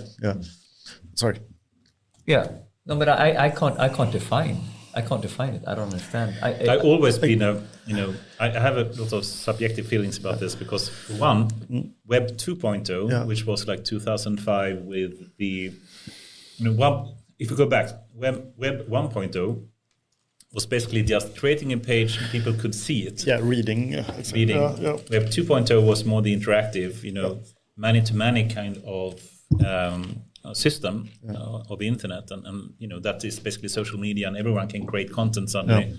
Not only the content providers, but every person becomes a content provider. And then Web 3.0 back in the day was the semantic web, which is basically when machines can read and understand the content, but that never really took off, and it was a wrong technology and whatnot. But now they're repurposing the Web 3.0 content to the blockchain. I also have a very negative connotation to blockchains because I've never seen a successful business model being built on it. No, it's like what do you call it, like a map without an actual country or whatever. It's the kind of it sounds fun, and I've been hearing people talk about it. It sounds awesome when they talk about it. I love the narrative is cool. Yes, and again on the tribes thing, this like kind of we'll gather and we'll have our shared economy and community, and I love that. And again on what we talked about with art and like everything, that it sounds awesome. And then I haven't seen anything that I basically care about. You have the whole crypto scene, which is in some ways huge. Yeah. But the cryptocurrency is one, but I think one of the core idea of a blockchain is basically to remove the middleman. And normally it's the bank if you have currencies. Yeah. So you want to have a currency that can operate without having banks. And that works, well, unless Bitcoin, etc., has gone up so and so, but still that's a clear value in some sense. It's something that as a commercial model seems to work. It's crazy in many different things, but actually it's interesting to remove the middleman in terms of banks. Yes, we tried at Spotify at some point to remove the middleman of record labels because are they really necessary today? And then saying we need to simply be able to have a trust between consumers and producers of songs by using a blockchain, but it never took off because the the core idea of a blockchain is really to remove the middleman. And Spotify wanted to be the middleman. Yes. And Exactly. then that removes the idea of having a Spotify. Yeah. and that's the same with, I think, Facebook. They created their own blockchain. What was the name of it? I don't recall. Yeah, but this a logical it's like a problem here. Yes, it is a logical problem because any kind of business that want to have blockchain as part of their business model means that they should remove themselves. Yeah, and I think that's what we ran into as well as like kind of clients coming in, like, could you help us with like this blockchain concept or this blockchain idea? It's like, but you're the problem. Yes. With the concept, so why game studios, like, we want to make NFTs out of these things. It's like, well, okay, but who cares? Again, because you're still the central. So Exactly. it's decentralized, but without we're still decentralized. Like so decentralized don't with a central. So the whole give people a code and you're done. It's like there's no point. I would guess I had some fantasy about like, good, then let's make a remix community, for instance, for music. So I will make a song and I will release all the stems, like all the separate tracks, basically, like the guitar and the bass and the drums, and I'll release those at least like separate. But they will all be on a blockchain. That means, yes, create remixes. Let's actually work in a community where we remix. But if you make a remix and you make money out of that, we will know if you used my bass. Like, everyone gets paid because we're sampling what we're doing now in a kind of a cool way. Again, I can just also then play your bass line and then record it, and I'm done. And I'm not going to pay you anything. So again, again on the trust thing, it sounds awesome, but then I again kind of lost. But it breaks down somewhere here. I mean, like when you're trying because people, where does it break down? I mean, if you compare to something like the open source movement, I think it's interesting because they are also trying to remove the dependency to some kind of central player, saying everyone can contribute to how Spark works or how TensorFlow works, even though Google is controlling it in some way. The open source movement is working surprisingly well. But the thing is, it's not easy to build a business model on top of it. You need to have something else if you want to build a business model on top of an open source solution. So then if you take, I think Spark is an interesting example, and Databricks. So Databricks is a commercial company. They have a business model and they sell their solution in different ways, and they have, cloud provider and you can do various things there, but it's based on an open source solution.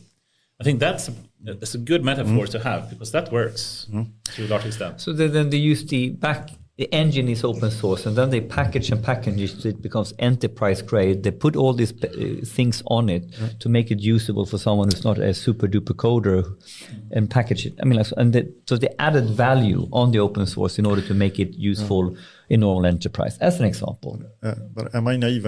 Like I think open source, basically, it's honest about what it is. It's open source because like altruism or something at least. To build. The open source system, and then it's a clear distinction. What is the open source part, and what is the commercial part? Yes. What is Linux? What is Red Hat? Yeah, but then with a blockchain or like the NFT thing, you make everyone a hustler, and I think that's the weird part. Where it's like the open source is still open source, but there's like, and you can make a bit of a buck on everything you do. That to me, like, that's a hustle. Make it a bit I like how you summarized it. That we want to all be hustlers all of a sudden. Because my big reaction was like, I don't want my kid to feel that they can kind of hustle their digital sneakers for maybe a extra whatever Bitcoin, whatever. I want it to be like, could we remove that part from, like, we're already so deep into to that. So I think we should kind of. That's at least my opinion. I think. But what do you think about NFTs as a creative designer who's been, and I'm sure you have these concepts, right? People coming up and they want to do NFTs as part of their concept, right? Yeah,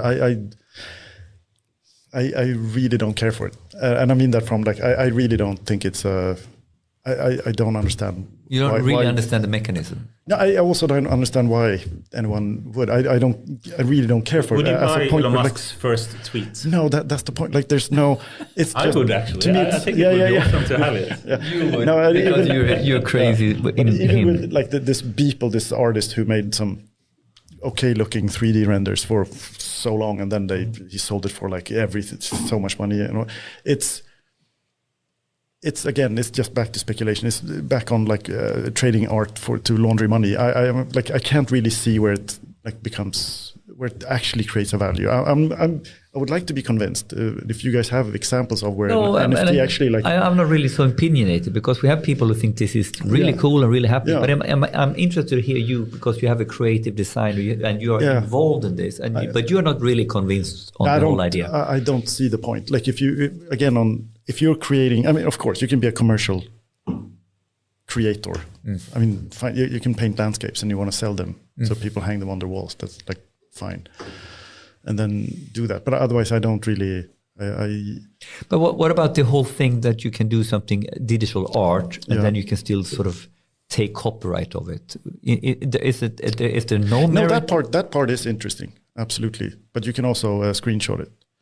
That's the problem, right? There's like, so, you know. I think there are technologies to get around the screenshot part of it. So I think that can be solved. Yeah. And I think, you know, the idea of simply being able to say this is the original work of some kind of digital asset, and having some kind of marketplace for that is, I think, makes sense. I think NFTs does have a. That's what I'm saying. Like, it makes sense when you say it. I really understand that. But then it's a JPEG, and I kind of just lose it already. Like there's practice. Yeah, but is owning the thing. I mean, you can take a picture of the Mona Lisa. I can. But you don't own it. I don't. Yeah, but I don't. But who cares? Because I have Mona Lisa on my phone, and I made a poster out of it at home. Yeah. I think that's the point. Like even going to the Louvre and watching it, it's like, well, yeah, there it is. Like, but don't you see some people finding a value of actually owning something that no one else owns? No, I see the. I mean, we know that people love owning originals of things. Yeah. What is your take on this? Yeah. I think that there needs to be a way to own digital work. That Okay, can be copied very easily. So there needs to be a way to own digital work, but can you speak about original work in digital, because you can clone it? I mean, if we take the first tweet of Elon Musk then as an example, of course you can copy it. Of course you can. Exactly. I mean, and people have done it. You know, to say that you actually own it is kind of a. I think it's complete bullshit. What's the value?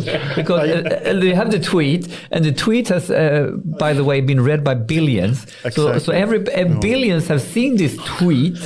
What the fuck? You know. You can say the same for Mona Lisa. Nah, it's only one. No, it's only one stroke of brush with Leonardo da Vinci. I think exactly. Yeah, but you can take a picture of it. Yeah, it might change, but just getting that like the original .txt, I wouldn't be like I found it, guys. I have it. No, but okay. So for this to be original, do you want to have the ones and zeros strings? Do you want to hold it in the actual hardware? That's a technical question.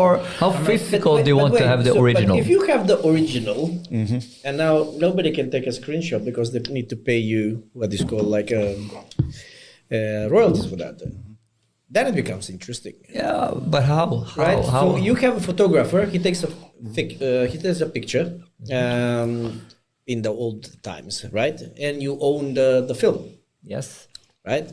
And it's only you who can replicate and duplicate. Yeah. And StockX and then that I understand. That completely, I'm with it. But in this unregulated blockchain, mockchain, whatever it is, I don't know. So, philosophically, I agree with you, Anders. and I by the don't way, understand. which is the first tweet? Is it the X tweet or the tweet? I don't know. It doesn't really matter. But you know. By the way, I think that Elon Musk should pay us all for changing the name, because now we need to change all the web pages because they have the same logo. You know, it's right. He should pay all of us. You know, for us changing. But so philosophically, how do you own and how do you make money on originals in the digital space? As soon as you can prove that, you know, this is actually me owning something, and that is basically what NFT is providing. But if you make an NFT, you have a market for it. But if you make an NFT, so if you make an image and you make an NFT out of it, and I find it on Tumblr and I print a T-shirt, you could already kind of put like copyright your image, like the visual without NFTs, right? So like I'm just But if you copyright something and you need to prove that you own it, how do you prove that you own that digital work? Exactly, that original. It's easier if you have a physical thing. You can simply say, I own it, and you can put it in the Louvre. I'm going to make all my Derdax PowerPoints NFTs. Yeah, I will buy one. I mean, connecting to rights, at least if we're talking about AI, I thought it was kind of fun with a person who she made a comic, a graphic novel with using only like Midjourney, and then trying to actually copyright it. And what she ended up with, she could copyright the how the panels were distributed on each page, but not the art.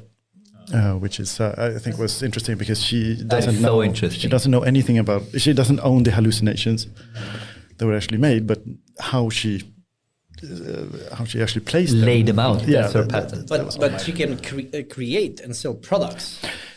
Which is still muddy, and that's interesting. Again, there's another person I think also made some toys out of Midjourney. I think so as well, and then selling it, and it is very interesting. And you can patent the toy, but not the image. Yeah. So you have right now, you can make money. You can make money very easy. You can actually create a logo. There is like a lot of people actually doing this. Go to Midjourney, create. Yeah. Oh yeah. The prompt is very low in resolution, so printing it's a little bit it's not good quality. It's like the maximum that you can get is 2,000. And then you fine tune it in Photoshop. Now you have no, AI cannot. upscalers. You can have like good upscalers, but it's still going to have some kind of it's still the technology is still either limited with purpose or basically it's coming up. But the resolution is very small. But there are a lot of people actually just fixing things in Midjourney, then print it out, put it on a drop shipping and etc. So people can actually just buy the product, and there you go. You have a T-shirt. Absolutely. Yeah, and it's the easiest way to make money. Dropship means so you do Midjourney T-shirt, you slap it on a T-shirt, it looks real, and people order it. Yeah. Yes. And then nothing gets happening until someone buys it, and then they you get the dropship from China. percentage, and that's it. So basically, you can create crazy cool T-shirts and use dropship digital prints. Yeah, you can do that. You can do like this, what is called like posters for home and stuff like that. Easy. People are making logos. It's like it's crazy, man. If you go to Discord and then go into the Midjourney, there is like thousands of people every second prompting something. Yeah, absolutely. And some of them are really awesome. Yeah. So yeah. How do we end up in this rabbit hole? I don't know. We started on with the right. Metaverse, and that's how we ended up. We went from Metaverse to on the right NFTs. two things. Yeah. Perhaps we should go a bit more philosophical and start to. But I have a question. So, how in the gaming industry, how I was reading an article that one of the studios were thinking like, automating or basically removing the game testers, right? QA as well.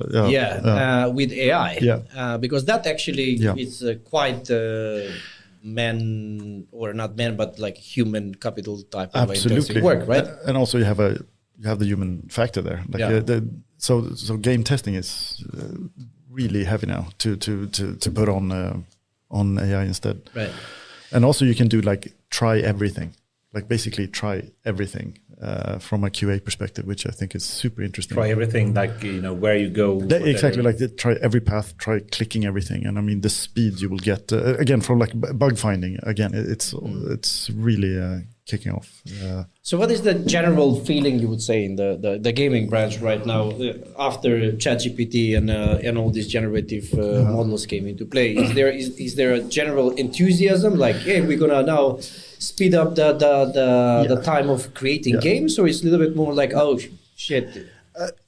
Mixed, but I mean, mostly, as I said, like from a lot of like indie game or big studios as well, that you can decrease time to generate like cool content. I mean, that's the whole point. So I think the enthusiasm is like high because of just we think we're going to get games out with less hours spent or less. Yeah, but also you can actually create, again, you can also create more from that actually kind of has a value. When we talked about the noise, if you're in an open world, noise is good. That's everything you want is noise, but you need some kind of sapient noise. Yeah. What do you call it? Like intelligent noise. Yeah, and again, you want to test that as well. So you, for instance, if we want to go on to speculative again, you will just create a world and create 1 million citizens, and then you also create a couple of machines that actually check those citizens that they're not psychopaths or completely dumb or bad or a bad generation of a character. But maybe so I mean, they will work together as well. But going on a little bit on your journey before we go into to sort of tap off sort of AI in gaming. So could we give a high-level overview from your point of view? If you look at the whole gaming context, where is AI used today? Because there is several steps here. Let's see what I remember here. But like the big kind of beats here is, of course, I think I mentioned it before when we spoke, the community, like the actual audience playing to check for toxic behavior. This is one AI use case. Oh, it's I don't remember the name. It's not. Is it Spirit? I don't remember now. There's a couple of. I think Unity bought one recently that looks for language and behavior. And of course, you can't just look for like the example of like get back into the kitchen, woman.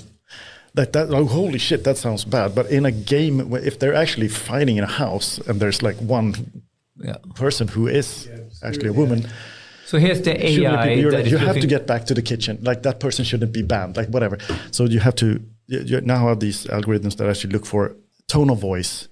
Like how like is the player community behaving with each other? Because you don't want to then, like, of course you don't want to punish the toxic players. You want to kind of safeguard the people who are.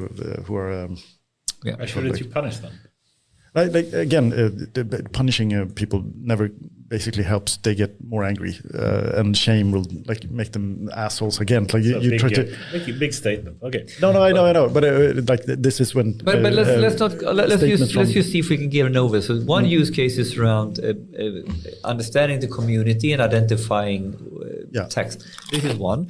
Generating worlds. We talked about this already. So en masse generating worlds, and now you have like the Embark, both goes for a studio in Sweden, goes hard on this to take AI all the way into even generating AI movement. I mean, like you, and that's very big. That's very big. Like animation, like all content creation is just racing right now. You can get again as we can build models. That means you can basically prompt to get a character built, and then you can also then prompt to make the character move, and all of that is so many again.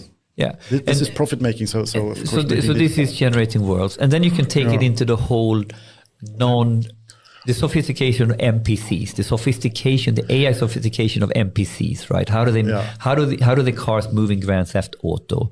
You know how do because NPCs we had from birth of gaming, right? But this is becoming quite sophisticated now, right? It is, and it's not gonna. I think that's where the speculation. I think was interesting again with the Metaverse thing.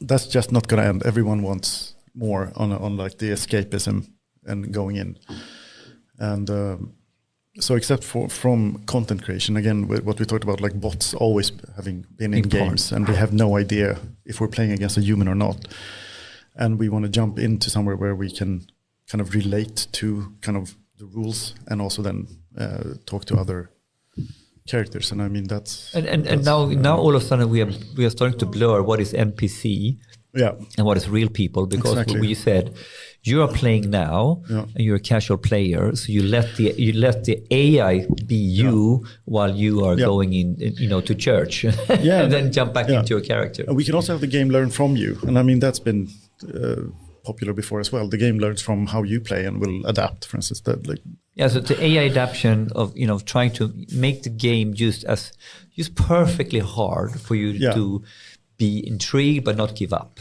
And then you have Candy Crush, and they are brilliant and all that kind of stuff, right? Exactly. Then of course that's the distinction. Like how do we make someone not become bored? Like what's the maximum amount of like dopamine kicks you can give someone? This can always also be seen as a negative. That we're doing. AI is starting to design behaviors, right? But I think it's going to be. I mean, it's going to kick off. So if the more I know about you, the more I can customize. If we call it a metaverse, of course, like I can customize a world that will actually be bespoke to you and your behavior. And what you like and what you want. And that's also, I think, where it becomes fun and also extremely dangerous to, again, on living in a bubble. And then if you escape into something that will just completely cater to you, which is going to be interesting. But if you stop there, but like the point by sort of rambling up all the different types of AI use cases, it literally goes into, in my opinion, every stage of gaming and every part of gaming, and so there is a lot of AI going on in gaming. Is the bottom line. It does, and it also then affects so much else. Again, on what we talked about, like it's nearly like it's been a test bed for so much, and I still think it is. From then, if anything, would like actually take off when you talk about like from metaverses and everything, like it's learning such a curve. test bed for everything, like from creation to like again what I said with the Unreal Engine being used for like cinema or anything, because you can really like all this behavioral AI stuff will also go straight into metaverse, of course. Exactly, and that's what's happening, and it's going to just blur the lines. Like again, gaming and then just hanging out. I mean, it's just going to be kind of the same, and I think that's we're going to see way more of that, because the more it's believable, or the more you can interact with things in a believable way. Is this Player One, the movie? Yeah, I mean that's Steven Spielberg's Player One, right? And I think I think you guys have talked about it before, because now we need rules basically. Because so when do we get a sapient character that actually we need to maybe set a couple of rules about, like should I go in and actually tweak that character anymore? So that's those thoughts. I mean, let's go there then. Are fun. Yes. When does an AI become sentient? Do you have any thoughts about that? I do. I don't know if they're correct, but if you no one knows. No one knows. No, but it's fun. to me that because that kind of ethics and morals thing, where if the character is believable enough in its behavior and its thought patterns. Should I interfere anymore? Like where do I? What do you call it? Like where can I not interfere anymore with something that seems sentient or like enough? I think is very interesting. Get some kind of rights in some way. Where do you go into God mode and should actually respect that you went into God mode? Basically, I think that's interesting. But to me, it's the illusion of more than it's. The actual sentience, I would say. Like I even now when I play games, I have way too much respect for those digital How you get feelings for? I do, and I have morals, and I have like I can't do that. She's one of the friendly characters. Yeah, I mean I can't shoot her. No, I have an issue like pickpocketing digital characters. But this is super interesting to have the conversation on sentience with game nerds or in the gaming community, because you're putting up an argument that when I can't really understand if you're sentient or not, I kind of maybe ethically should behave like you are a sentient. Yeah, because you don't know.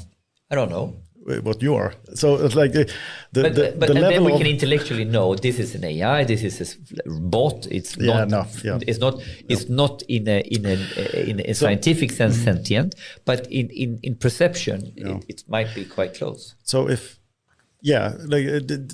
I'm not done with this line of thinking here, but like right now, if you created a character that is advanced enough to kind of start questioning things and its existence, then like the illusion of and the hallucination of that character should be is that enough to maybe then decide to like, no, I'll leave this be. This was created, but now I have to leave it be, because we're going to create all of them. But it's an interesting topic of trying to put an exact definition of sentient. What is sentient versus the perception of what is sentient, and then basically ethically respect that. Do you believe your car has feelings? No, I don't. Your dog has. Exactly that. That's where we get to the like if it behaves close enough. I guess you do believe your dog has, or if you have a dog or a cat. Yeah, I do. Close enough to feelings, and also I kind of respect my projection on the animal to kind of then build my kind of ethics and morals. I'm trying to hone in, on where the line is. And then if you say something like a single human cell in a body, does that have sentient feelings? No, I wouldn't say. Do you have a line drawn somewhere here? Like, what would convince you to be like hesitant to interfere with an let's call it an intelligence or a sentience? I have my preferred definition of it. I really think this is. No, I think this is for still formulation of thoughts on this, opinions. I can't say I'm really. I think what I'm sharp here. What I'm aiming for is that we need to start thinking about it more than like even if it's not 100% sentient yet, how do you where do you draw the line when it actually becomes sentient? And I think for me it's the. But we had another another philosophical conversation going around sentience, and we talked about we talked about general AI and narrow AI. Can we talk about a narrow consciousness? So take a car, right? Is a car conscious or not? I could argue that within a frame of self-driving autonomous car and within the vector space, within that space, I think it's conscious. I think it has rules and it acts in a certain way. Yeah. So in Tesla's vector space, is it sentient within a narrow space? So can we define narrow sentience or narrow consciousness? This is a philosophical discussion, right? But that's the one that fucks me up when I'm playing games. Because I subscribe to that way too much. This is what I mean, right? Yeah. So subconsciously, So basically, what we are talking about is that you are talking about narrow sentience within the world of this game. Yeah. And we talked about how we trick our minds when we go to the movies. There's a lot of psychology and looked at that, like where people, why do we cry in a movie, right? Yeah. Because we decide intelligently to let ourselves go into that movie. And I think intelligently you let yourself go into sentience mode, or narrow sentience. Yeah. Is it sentient or not? I mean, so philosophically interesting, right? Absolutely. And you want to be an high integrity actor within this realm. That's why you are not pickpocketing the AI. Exactly. And I think next step would be then also we will get there when we create. I would then call it like a kind of sentient or like sentient life, because we will just create enough of an illusion, or we will actually create some intelligence, and then we'll have. But we have flipped now from what is real, is it sentient, is it real, fact, off and on, to a much more blurry line here, or not blurry, but I don't know. We are picking it apart until it's not so clear anymore. What do you think, Anders? What is your definition? Because I know you have one. Yeah. For one, we can try to separate sentience from consciousness, and I think being sentient is a lesser need than consciousness. To have consciousness requires more than being sentient. So sentient is more about having the ability to have feelings in some way. I think consciousness is both having feelings but also awareness of the surroundings and oneself. So if we take, I think one way to speak about this in a concrete way, to make it less abstract, is to take ChatGPT as an example. To me, it's not conscious. And the reason is it can certainly perceive things. So it in that sense, have some sense of awareness, but I would not argue it has feelings. So then, feelings is a very abstract term. What does it really mean? If you move from this kind of philosophical world of feelings and awareness to something more computer science-ish, I would say that awareness is the ability to perceive and understand the surroundings. A Tesla car can do that for sure. ChatGPT can certainly perceive the world and also understand text and images and whatnot these days. Mm-hmm. But it doesn't have a feeling. And to have a feeling, you need to have a state, if you call more computer science terms. So it needs to have some kind of preserved state. And that it doesn't have that. It does have parameters that it's trained in batch mode, but it doesn't update the state. It has a user session state, but it doesn't have a global state. So I think to have feelings, you need to have a global state. This is not something that ChatGPT has, or any kind of language model has. If you combine it with a search engine, it actually starts to move closer to something that have a global state. And by having a global state, that means that it's something that can change over time, and then potentially you can interpret that as a feeling of being happy, sad, or whatnot. What's the barrier to have like if you would create like one instance of then like ChatGPT with a global state? Sorry, global state, yeah. Yeah, like what could we make that though? Like, if just you take for one instance, just give it a history and memories and look at Blade Runner. Like, if you take the current version of ChatGPT or even Bard, they both have a connection to the search engine. Yeah. Search engine have the current state of the internet. It's basically what is indexed right now throughout the world, and that's a state. Now, what's missing here, and there is another component that's missing a bit to have true consciousness, and that is high-level reasoning. So that's still missing. It has a global state, it has a perception capability, but it doesn't have high-level reasoning. If you add that or add that third component, I would say you'd have consciousness. Yeah.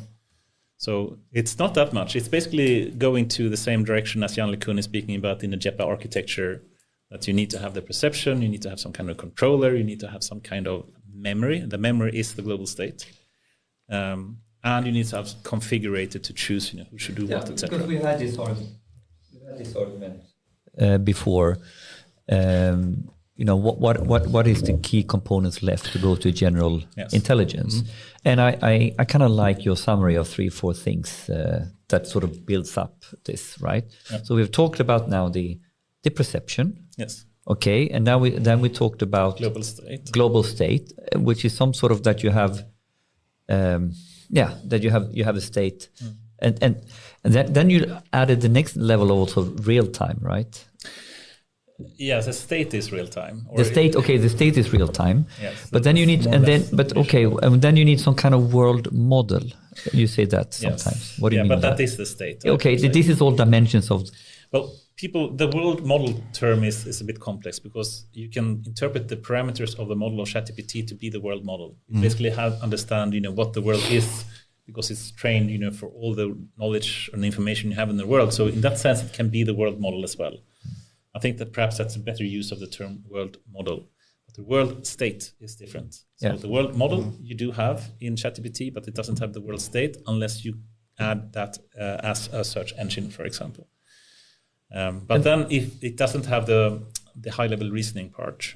And what is the essence of reasoning parts? Is that your rule engine? Is that because we're talking also about now we have values. I mean, like a company, and we have values, we have experiences that makes me reason in certain ways. I think we spoke last week about AutoGen, and AutoGen is this kind of open source package from Microsoft that actually can have language models speaking to each other. Right. So normally a single language model can just perceive text and do some kind of output from it. But it can't really do more than that. So someone else needs to take charge and give it control or ask it to do something. Now in AutoGen, you can actually have the whole system perform the actions as well. So moving to action space, where you actually have a model and a system that can take action and move to an objective, saying, I want to drive the car in this way and reach this point. Then it's more than just perceiving. So the system is doing the prompting as well, so to speak. I hate prompting. Or setting the objective. I think the prompting will go away soon. But anyway, the perception is one part of it. But if you take like Tesla full self-driving, it's the perception, it's the controlling and the planning. Yeah, and that is basically what the version 12 of the full self-driving is doing. Before it was rule-based when it comes to controlling and planning. Now they have a machine learning part of it as well that generalized so much better than what the hand-coded rules did. So now you have something that is actually able to do actions and not only perceive. And that is getting much closer what Jan LeCun is calling objective approach to AI. Okay, and that sounds very close to how you want to make, again, characters for games. Yes. Again, like, So. because then you can go into an open world and one character is like, I want to be king. How can I become king? Like I should, and then you actually there's actual planning with a goal and. So at some point we will have. I don't think it's that far off, and in my view, actually, I think the full self-driving in version 12 is more of an AGI than ChatGPT is, because it actually can take action. Because in this frame, in this narrow context, it has all the ingredients. It has all the components. Yes. That we're talking so about. That's why Elon's calling it real-world AI, which I think is a good term. Yeah. Then but it's real world for a certain purpose. Yes. And real world can still be digital. Digital is also a real world, I would say. Yeah. But also a physical world, of course. Yeah, and then you can take this, okay, but then this is still, okay, now we have sentience and consciousness in still a frame space, right? What is the next level then? I mean, like, because this that's is still the generality then. The generality is the next space, which is still something completely different. Yes. Again, and humans are not general at all. No, we're not. Yes, so we're very specialized. So that's why, you can say that we haven't even for the AI system reached human level AI. But then AGI, I would argue, is something much more than human level AI. So we're far off from human level AI if you take the whole ability to take action. And we even further away from AGI. But it's going very quick. So I don't think that's far off. Have your singularity 2029 still sticking with that? Still holds. So what is the status of then? If you want to call it like a sentient, like a more sentient AI? Like, are there new predictions? Like, can you feel feelings for your car when you try to start it on a cold winter morning and it doesn't start, and the carburetor is not, it's too it doesn't work as it should, and it doesn't really want to start. Yeah. I can get some feeling. I can even get the feeling from my computer sometimes. It's slow. It's the hard drive is filled up and it's getting slow. Just as my dog at home, it doesn't want to go up on a morning when it's cold outside and it doesn't want to go out and pee. I can have a feeling for it. But dog needs to pee. Its hard drive isn't full though. But the hard drive needs to be cleaned up.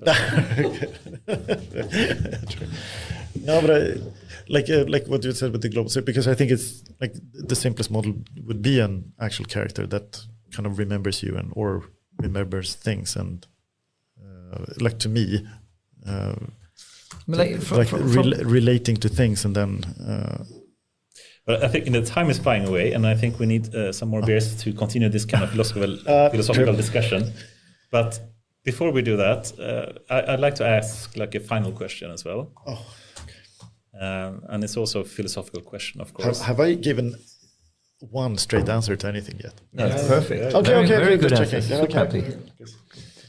Now, I'm stopping then. I think the media and a lot of discussions online is speaking about the dystopian kind of Terminator approach to AGI. When we actually reach AGI, it will be a horrible future and it will kill us all. And, it's basically the Matrix or the Terminator kind of future. And that's one potential future. Yeah. And then, if we take the extremes, this is one extreme, the Terminator extreme. The other extreme would be that we actually end up in a utopian society. And utopian in the sense that we have some kind of abundance, saying that we have no need to earn money, we have no need to get energy, we have no need to get roof on our heads, and we have no reason to work 40 hours per week. We can do that if we want to, and most people still probably will, but you will have a perfectly good life, which we actually partly do today already, without having to work. So that can be a really nice future in a couple of decades where everyone, they will look back and say, do you remember 30 years ago? Everyone had to work 40 hours a week in jobs they hated to go to. Yeah. That's so crazy. That could be like a future potentially as well. Would be cool. Would like that. Do you have any thoughts of the probability between the two? Do you believe we have going more towards a Terminator or more of a utopian abundance society? I might be on the boring dystopia line, where it's like didn't we create AI to like take all the grind work and all the boring shit so we can create art and have fun? And it feels like the AI is having fun and we're doing all the grind work thing. That kind of. But you can still do creative work. You can still. Yeah, you can, right? Of course. Yeah, but I'm trying to be more utopian and to actually like maybe greed and things like this weird version of capitalism that we're running could actually change, and we actually start using machines to kind of alleviate and actually give us space to be like humans. But also then what you said there, but also then the machines are like, so what are you, like, should we check your history on this planet and look what you're doing and what you've been doing? And if then a machine would come to that level of intelligence, I would basically, if I was a machine, was like, you guys, you're gone. You guys are the virus. Yeah, you are the virus. I would probably matrix everything in that case. Like you're going to be batteries because you have not made one good thing to this planet since you started. Like you crawled up from the sea and then you were assholes. We don't do that to elephants of the world or to wolves in the world or to but they don't destroy the planet. That's the AI that wants to save the planet. The AI can this save is it the easily argument. then. The AI can easily save the planet. All other animals basically kind of have sex and shit, and we just go. But mosquitoes destroy everything. Mosquitoes is a real annoyance. You know, we don't kill all the mosquitoes. True. But we could if we wanted to. We could eliminate them all. But that would have been done. Yeah, I don't think so. Okay. No, but is there a? Yeah. But now we're talking this sort of dystopian AI to utopian AI. I must say, I'm. This is interesting, but I'm more scared of other things going to bits and shits and fucks before any of those two scenarios play out. We will fuck it up for other reasons. Absolutely. We're fast. We're gonna. I mean, I'm probably not. I'm not scared of the dystopian AI topic because we will screw it up in other ways. We shouldn't be scared about AGI because we have too many humans that are going to fuck it up with stupid AI. No, and basically, we must. I will gamble with a dystopian AI scenario if that gamble allows me to work now using AI on the real problems we have that has nothing with AI. Yeah. So to basically use the dystopian argument to not use technology to fix real problems, to me that is madness. That is so. And then, that's my argument here. Yeah, but also, of course, there's a dystopian thing of actually creating intelligence that doesn't care about like fame and power, and actually thinks about like not a 4-year term. Like, oh yeah, we're caring about this thing for next 4 years and then just gone again. Like of course, there's something really interesting with creating like a kind of a pragmatic intelligence. It's like, no, can you stop? Don't. Like that thing, we actually have a trajectory for these things, and don't fuck with that. But you can still like pretend to be a politician on these things, and your party is probably good, but this intelligence is actually taking care of things that matters. So that would be a fairly technocrat. That would be a technocrat. But that would be interesting. Yeah. Also, very nice. Digital dictatorship, is that good? Yeah, digital that could be good. I'm not going there. Thank you very much, Magnus Östergren, for coming here. It's been a true pleasure, and I hope you can stay on for some longer time, and we can do some off-camera after work discussions as well. As long as I can pee, I'm happy. Me as well. Let's go and pee. Thank you very much. Bye-bye. Thank you.